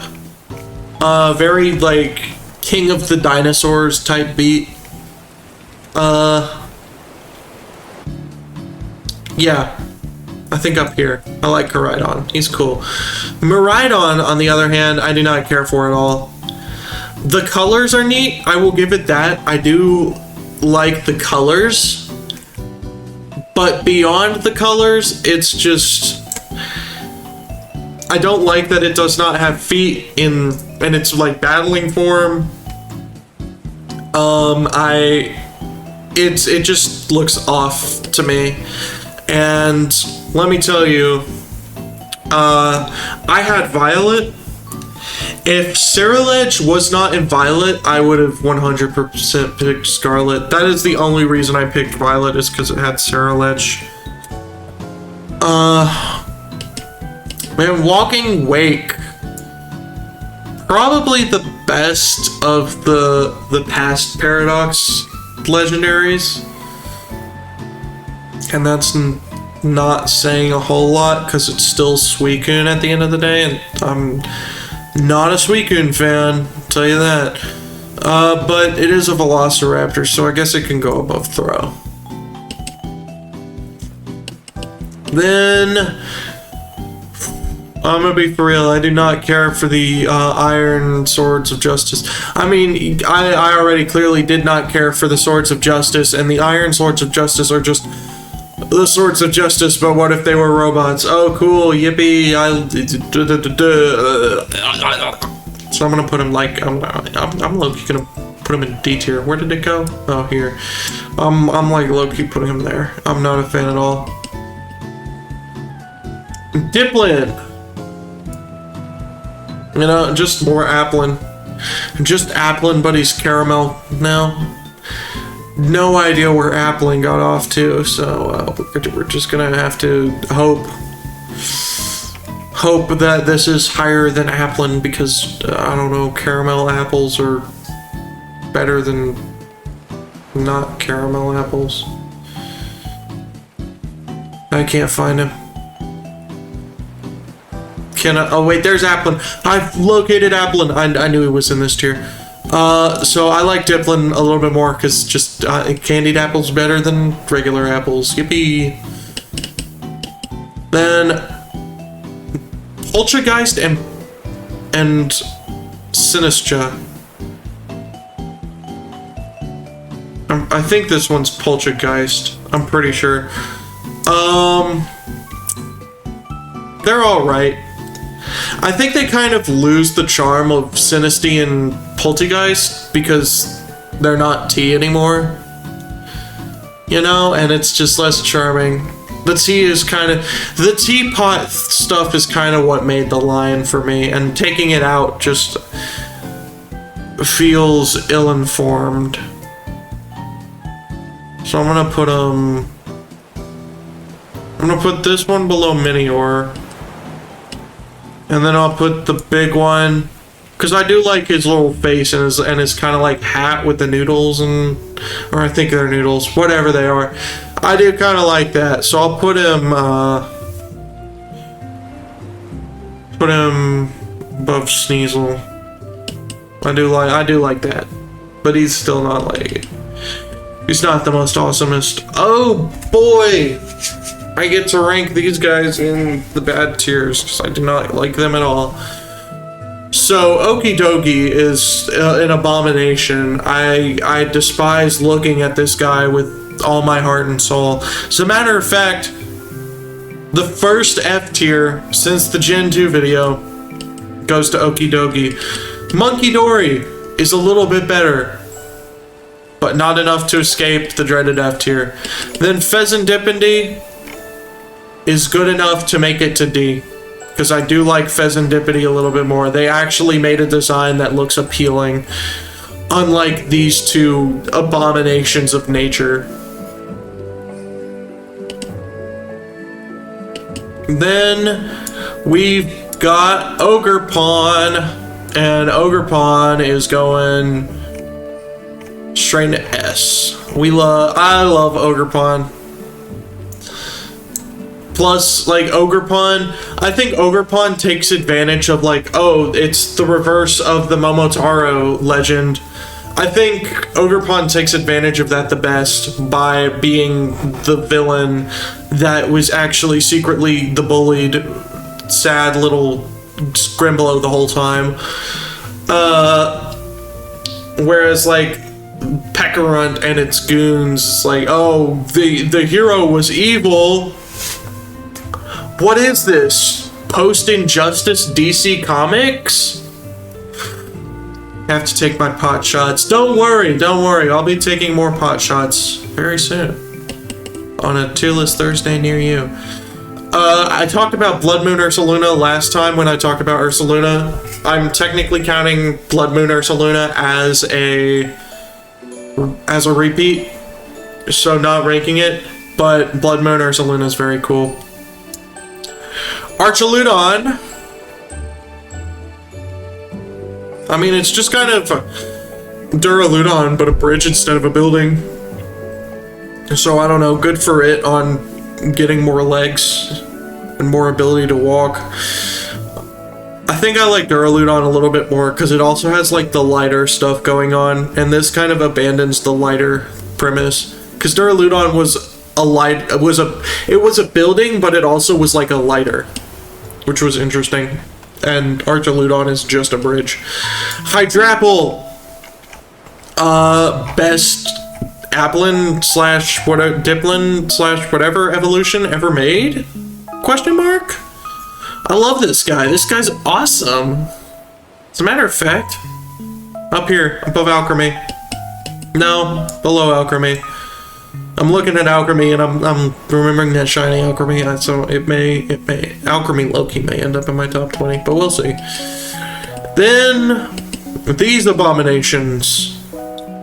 Entei's the worst. I like, Raging Bolt is easy to make fun of, but I think that kind of makes it charming in a weird way. Raging Bolt, or Gouging Fire is the worst by far. It looks awful. Raging Bolt is at least funny.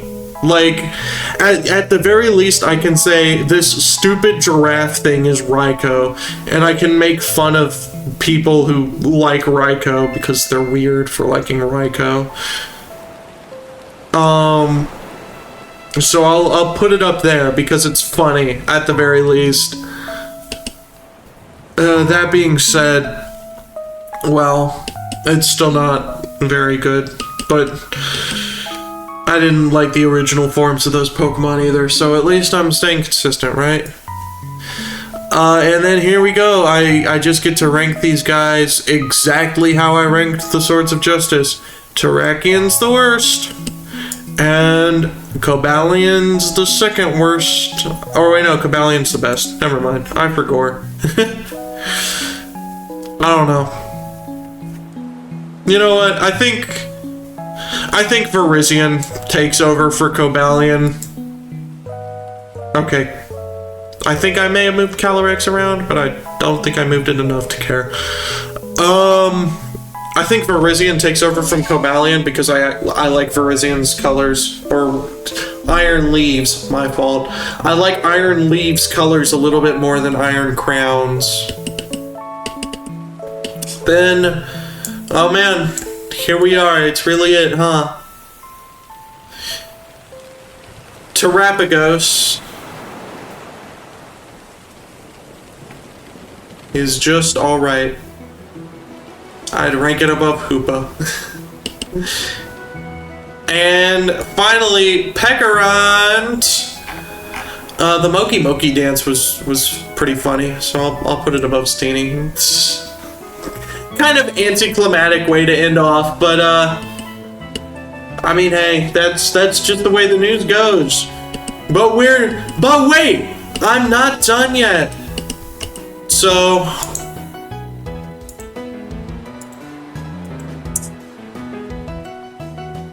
we're gonna do this actually. And that, yes, my friend Malamar. Did I do purple at the bottom? I did. Oh no. Oh no. The tier list, it's broken. Malamar can be gray and top 20 can be white. Actually, Malamar can be black. Oh, you can't read. I hate that. Why doesn't you just switch the text to white when you pick that? Whatever. Once again, Tier Maker proves that it's a shitty site. We really need to, like, get a tier list site that's actually good. If somebody makes a tier list site that's actually good, I'll use it. But until then. So, it's time for the top 20. It is time for the top 20. So, let's see where we're at. Obviously, Chandelure Executor. And this is going to be ordered. I am taking it upon myself to order this. So, what comes after Chandelure Executor? I'm going to say it. I'm going with Ninjask as my number 3. Might be a little wild, might be a little wacky, but Ninjask is just... Ever since I got that Ninjask plush, I literally just... I picked up I was just going through, like, Pokemon Center store, And this was like among the first few plushies I bought. Obviously, Chandelure and Executor were the first two. But this, like, Ninjask was among the first few plushies I bought. And it was one of the ones where it was just like, oh, well, I couldn't get Shedinja, so I wanted Ninjask. You know, it was just kind of there. And then ever since I got that plush, he's been growing on me so much. And I've come to just really, really love this little guy. So, Ninjask is my number 3. Following that, Electros. I really just love Electros. He's like an electric lamprey that can also throw hands. He's just so cool. I love Electros. Then, for my number 5, Blaziken. We gotta go with our OG starter. We gotta go with the OG starter. Blaziken is the OG. He carried me through my first ever Pokemon game, which was Emerald. He is absolutely my beloved friend. Then we go Cacturn.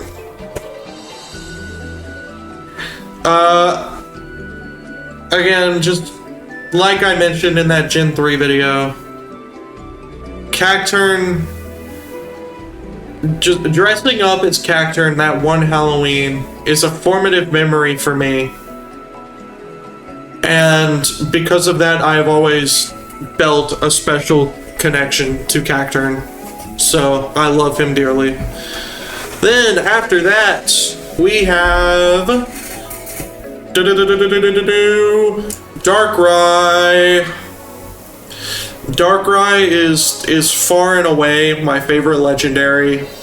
Always has been ever since. Here we go. I get to mention it again. Ever since I played Pokepark 2 for the Nintendo Wii. He's just really cool. What can I say? He's just really, really cool. Then, you know what? I think it's time we get some new friends in here. All these old friends are cool, but, you know, look at this. I haven't gone past Gen 5. So, after that, I think Rayquaza is getting upstaged as my favorite, like, straight up legendary. Because Darkrai is technically a mythical, if you want to get technical. Rayquaza is getting upstaged as my favorite legendary by Necrozma. Necrozma, just the more I think about Necrozma, the more I love Necrozma. He's the only, like, Pokemon that gets to be a full-on antagonist in his game. And he's really, really good at it. Like, this is a Pokemon you fear. This is a Pokemon you are afraid of, because he's going to end your universe. So, props to Necrozma. And that's just, it's an experience they tried to recapture with Eternatus. They even arguably tried to recapture it with Pekarunt. And even, like, the Alpha Koraidon you fight with in the Professor Seda Turo fight, right? But none can ever beat the GOAT, Necrozma. They just can't. Then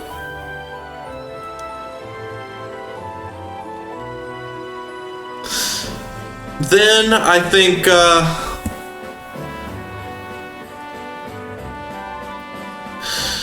we go Gardevoir now.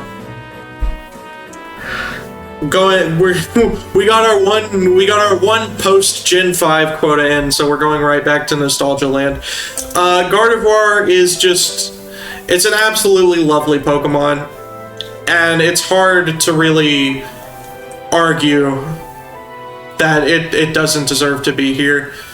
It's been a staple of my Gen 3 teams since I played Emerald at the age of 12. You know? And for that, it will always hold a special place in my heart. So Gardevoir's gotta be top 20. Let's see how many we got right now. 1, 2, 3, 4, 5, 6, 7, 8, 9. 9. We're almost halfway there. So after that, after God of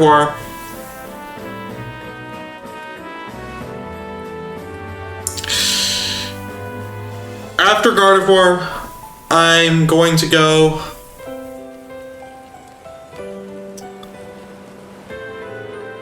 I'm going to go with Toxtricity.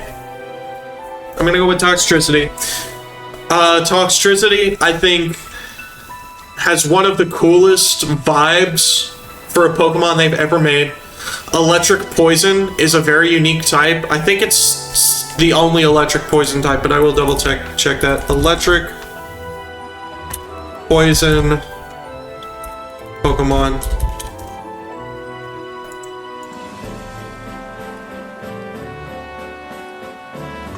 Yep. Toxtricity, the only Pokemon to be Electric Poison. So, extremely unique type. It represents a type of music that I love. I love punk music. And Toxtricity is a punk Pokemon. It plays guitar on its chest. It's an absolutely endearing Pokemon that I absolutely fell in love with when I played Gen 8 for the first time. Then, from a Pokemon I used to hate to a Pokemon that is now making my top 20. Probably the only person in the world with this Pokemon as in my top 20. Crabominable. Again, same deal with Ninjask. I got the Crabominable plush because it wasn't even because I liked it. Because like I said, I wasn't a big Crabominable fan. I got it because I kind of felt bad. I felt bad that nobody loved this guy.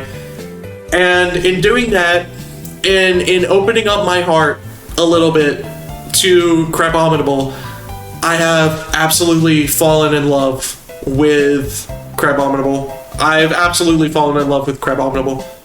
And he's just really become one of my favorites. Which I know is not a very popular opinion, but it's fine. Most of the Pokemon that you see in my S tier range from fairly popular to extremely popular. I have fairly basic takes when it comes to my favorite Pokemon, and I fully admit that. So if I'm gonna have one Scrungly Bungly, it's gonna be Crabominable. So, what's next? What's next is, it's gotta be Venomoth. It's gotta be Venomoth. Venomoth, was my buddy in Pogo for so long, when I started playing Pokemon Go in 2016, when it came out. I caught my little Venonat and evolved him into Venomoth. Oh god, we're playing the Bye Bye Butterfree music. the sad Pokemon music for my Venomoth story. Oh no. I evolved my little Venonat into Venomoth, and he became my buddy. You know? For a long time, Venomoth motivated me to get out and exercise, getting to be with my Venomoth. And that sounds super parasocial, and it's like, I know Venomoth's not real. I know that Venomoth is just a line of code in a stupid phone app that has since gone to shit. But Venomoth is, I mean, he's that memory truly is just special to me. My Venomoth in Pokemon Go. God, this music is actually making me tear up talking about the Venomoth. I have to re-download Pokemon Go now. Holy shit. So, what's next? We're at 12. We got 8 more slots. Alright. 8 more slots. I'm looking at all these, and I mean, I think we really, I said it was probably going to go in the top 20. I was not lying. Alchemy. Alchemy was the first Pokemon I shiny hunted. Or one of the first, because Gen 8 was the only Pokemon game I shiny hunted in. That shiny G-Max Alchemy, and I'll start over that sentence. That sentence was not supposed to be there. You know, talking off the cuff like this, sometimes my sentences get mixed up. But that Alchemy, or Gen 8, because of that, was a unique experience to me. I can recognize that Gen 8, Sword and Shield, they were not the best games. They were arguably some of the worst games, even. But they hold such a special place in my heart because of the time they came out. You know, playing, you know, being the first home console Pokemon games, they were the first Pokemon games that I got to like play with the community and interact with the community with, because prior to that, I didn't have I never had portable consoles. I never had a DS as a kid. I never had a 3DS. My parents wouldn't buy me one because, you know, like they bought the home consoles for me, and they weren't going to spend the money on another console that's just, you know, they just weren't going to do that. So so because of that, even though I did play Pokemon Emerald as a kid, Pokemon Emerald was emulated. I had it on my iPad.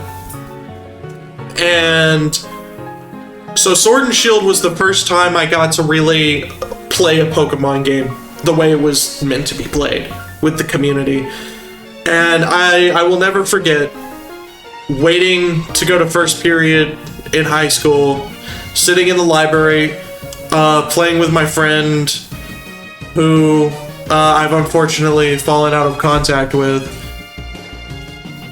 And we would just, he had Pokemon Shield, I had Pokemon Sword, and we would trade our exclusives back and forth and mess around and shiny hunt together for like the first hour before school started, because we both got there an hour early, because my parents had other things to do, so they had to drop me off early, and I guess he was in a similar situation.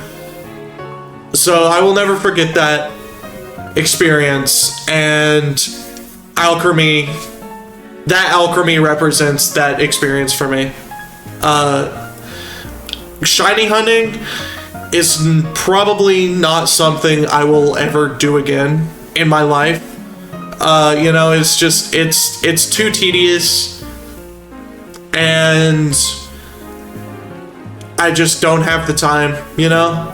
I'm not in high school anymore. I have a job. I have college classes. I've got all sorts of stuff going on in my life that I don't have time to shiny hunt an Alchemy anymore. I don't have time to shiny hunt a G-Max Alchemy. But the fact that I got to shiny hunt a G-Max Alchemy at least once in my life, it really, that holds a near and dear spot in my heart. And you know, I'm realizing I didn't talk about Chandelure or Executor, but I mean, I feel like I talked enough about them when I did the first videos they were in, the Gen 1 and Gen 5 videos. So, let's see, we're at 13, we've got 7 more to go, okay. Let's lock in. Who next? Who next?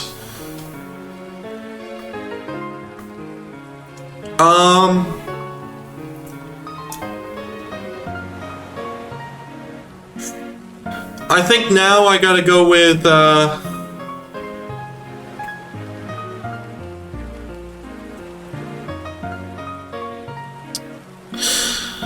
think I've just gotta go with Hydreigon. I think Hydreigon's gotta be my next one. because Hydreigon, for a long time, Hydreigon was my favorite Pokemon.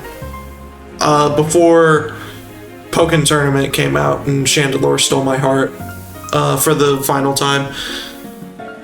But Hydreigon, he's just so cool. He's just this cool, badass Hydra who floats and he's unstoppable. Like, he's not unstoppable anymore, cough cough fairy types, but back when I was a kid, Hydreigon felt like the strongest Pokemon ever. You know, he was the Hydreigon just was that guy. You know? He took the highest evolution in the entire series, to this day, still the highest evolution. You know, and it's just really hard to put into words how influential Hydreigon was on my taste. And I'm sure you can see from this S tier, there's a lot of dark types, there's a lot of dragon types, there's a lot of the edgy red and black Pokemon. And Hydreigon was the epitome of that for me, you know? And I just gotta give props to my boy. I just gotta. Then, after that,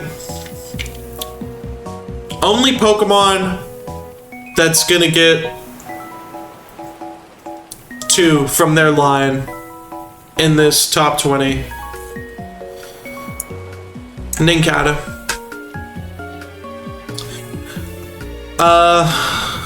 I really need to get back on the Nuzlocking, for real, but that moment that I streamed where that Nincada clutched out that Roxanne fight for me against all odds, you know, all it would have taken is one hit, but Nincada and I managed to do it.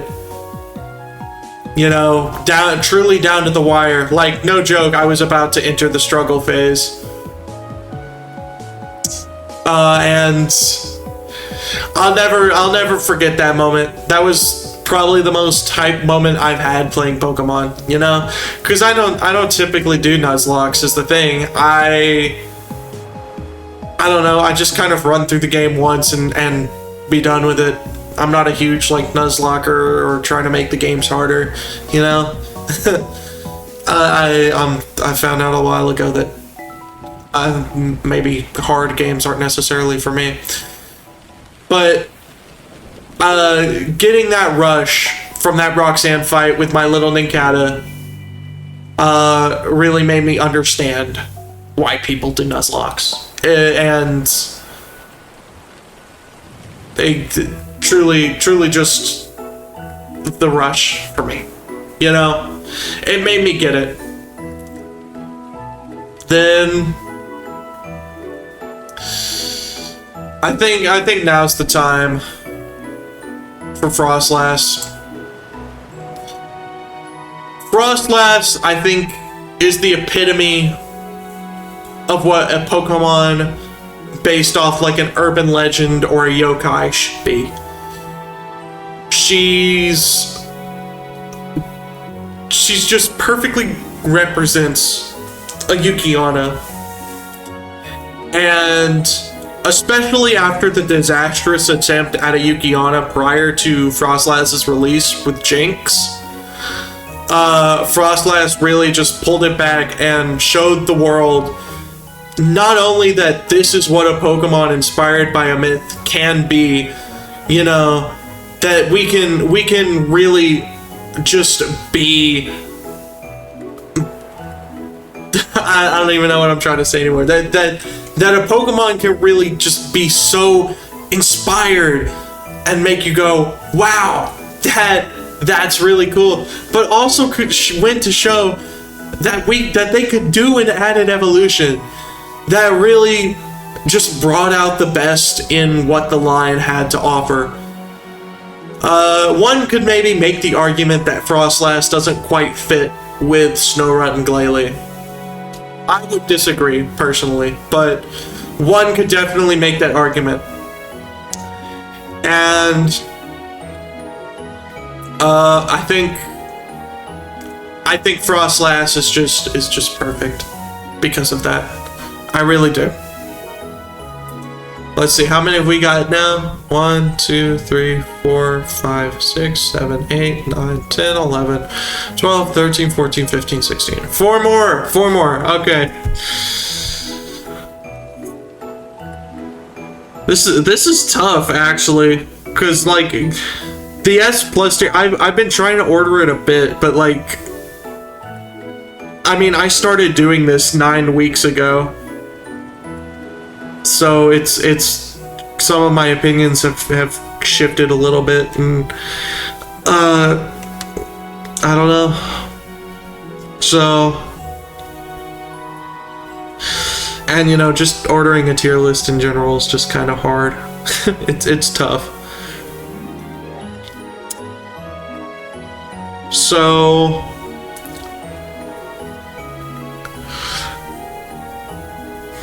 now I think now I have to do for it. Again, like I mentioned in that Gen 2 video, way back when.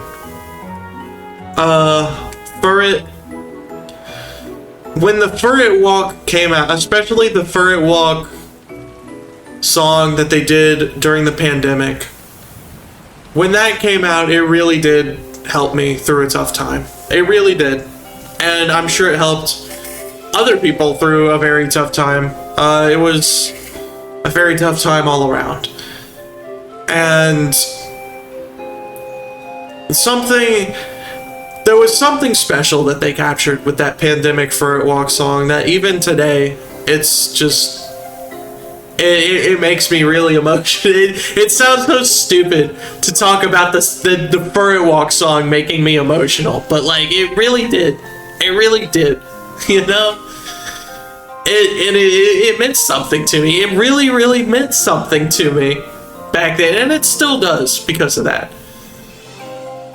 It came out at such a perfect time to help with just how awful the state of the world was and how meaningless everything felt that time.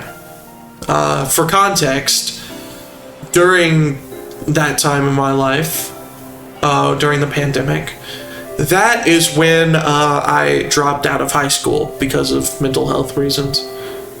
And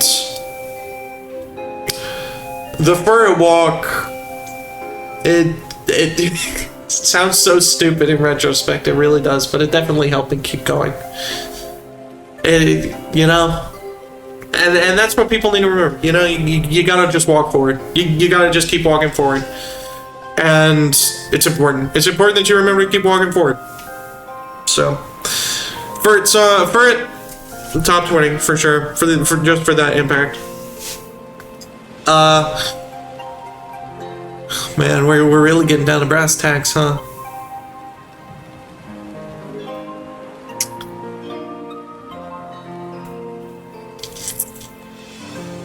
Okay.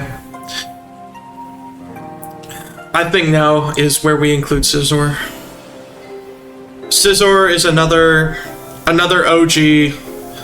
Just this guy is super cool and awesome and improves upon its evolution's design, its pre-evolution's design in every conceivable possible way.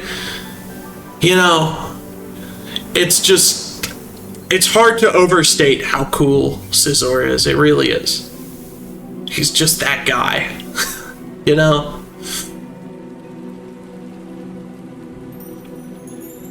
And I don't have like a very deep or insightful story or commentary about Scizor, but I think it would be remiss of me to not have Scizor in my top 20.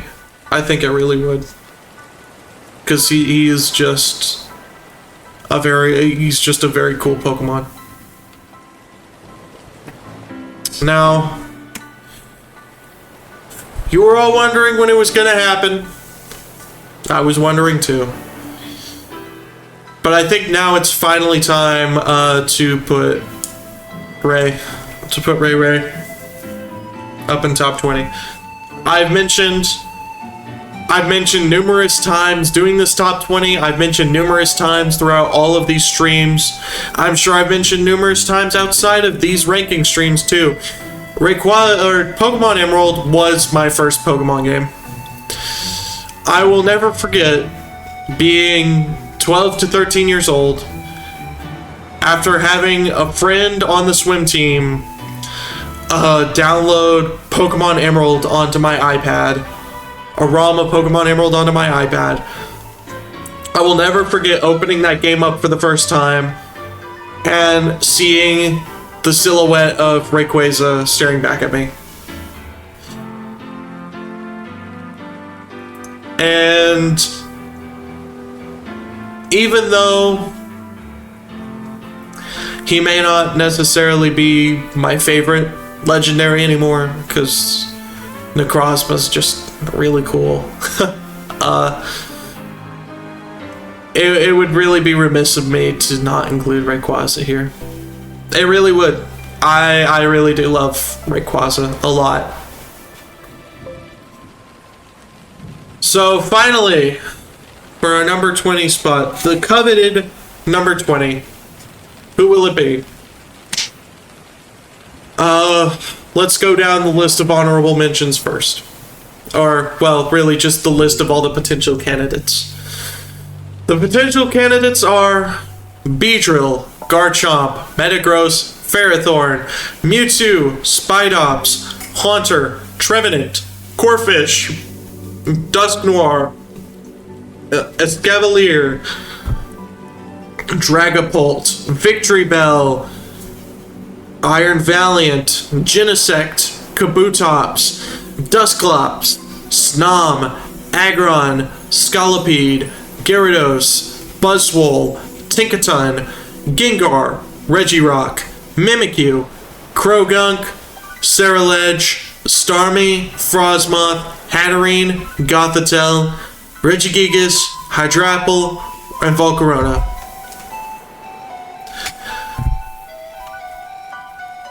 And I think I've made my decision.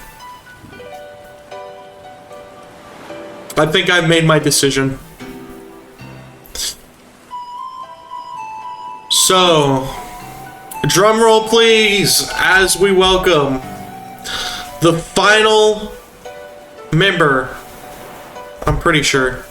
1, 2, 3, 4, 5, 6, 7, 8, 9, 10, 11, 12, 13, 14, 15, 16, 17, 18, 19.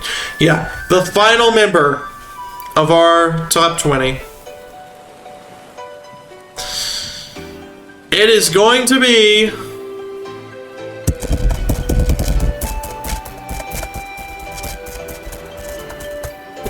Oh shit, one of the boxes on my desk fell over. It is gonna be...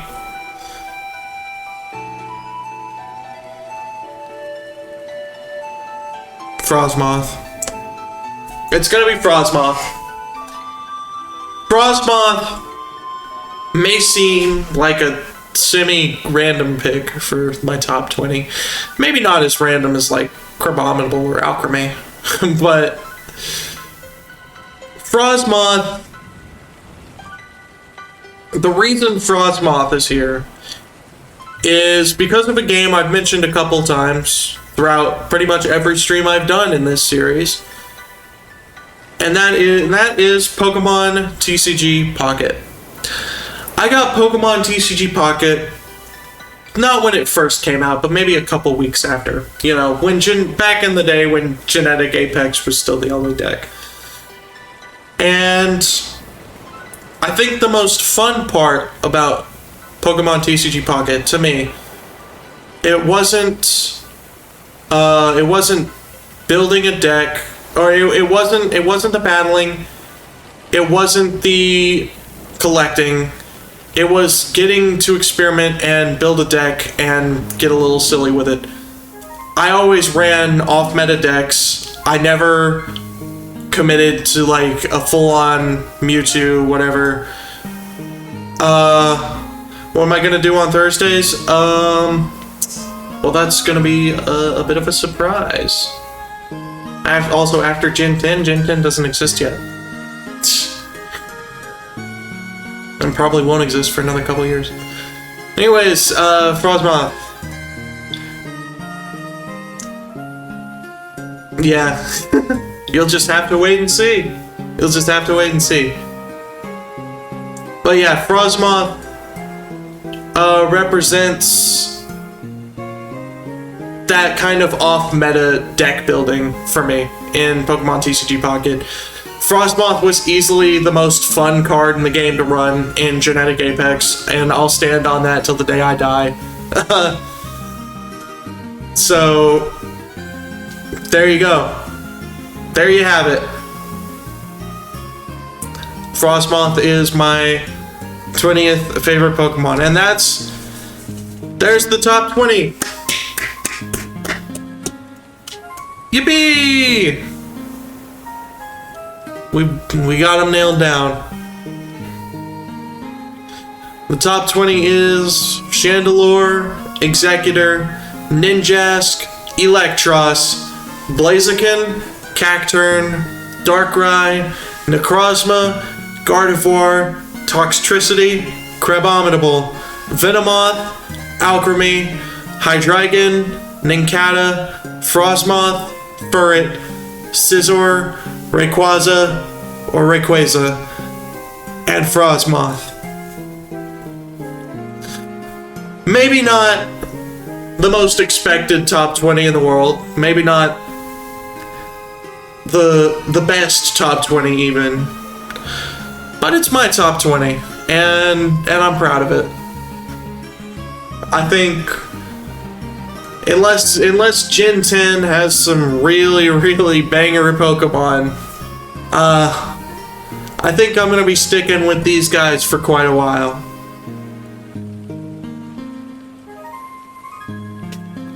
So there you have it. That is the complete That One Pyro Noob all 1025 plus Alolan forms Pokemon tier list. Unless Alolan forms are counted as a part of the 1025, in which case, oh well. But there you go.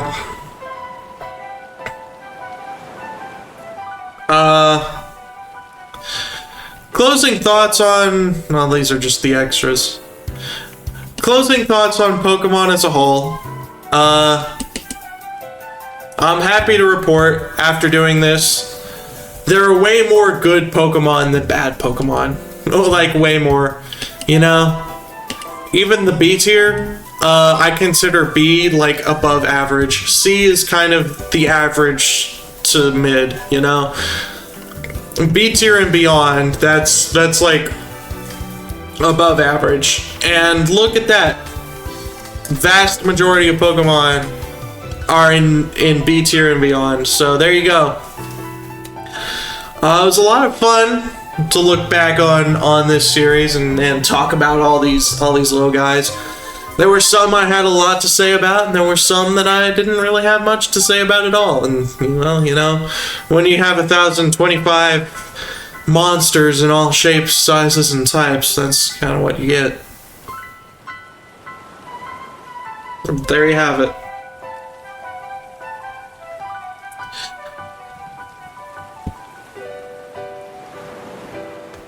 Man, I kind of don't want to end this. It's hard. Like, I want to... I'm trying to figure out if there's more I can really say, but I don't think there is.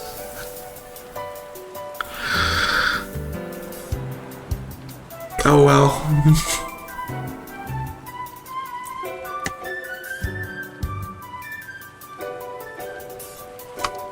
Oh well.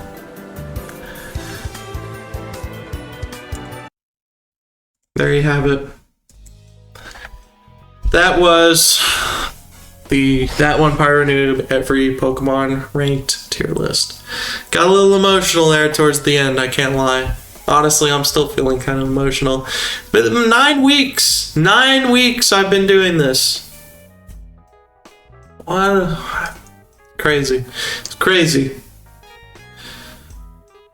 I mean, I can't remember if that was how long I did the Guilty Gear Music tier list. It may have been. I may have been on the Guilty Gear Music tier list that long, but at a certain point, the music tier list for Guilty Gear just was frustrating because I wasn't going through it as fast as I thought it would. As fast as I thought I would. With this, it was like, okay, you know, I just did a generation per stream. So now it's like, now that it's over, you know, it's kind of sad. But oh well. Like they said in the Current Walk song, you gotta keep moving forward. You gotta keep walking. So, next week we'll walk to a new topic. Hopefully it'll be just as good, if not better. But until then, later, Gators.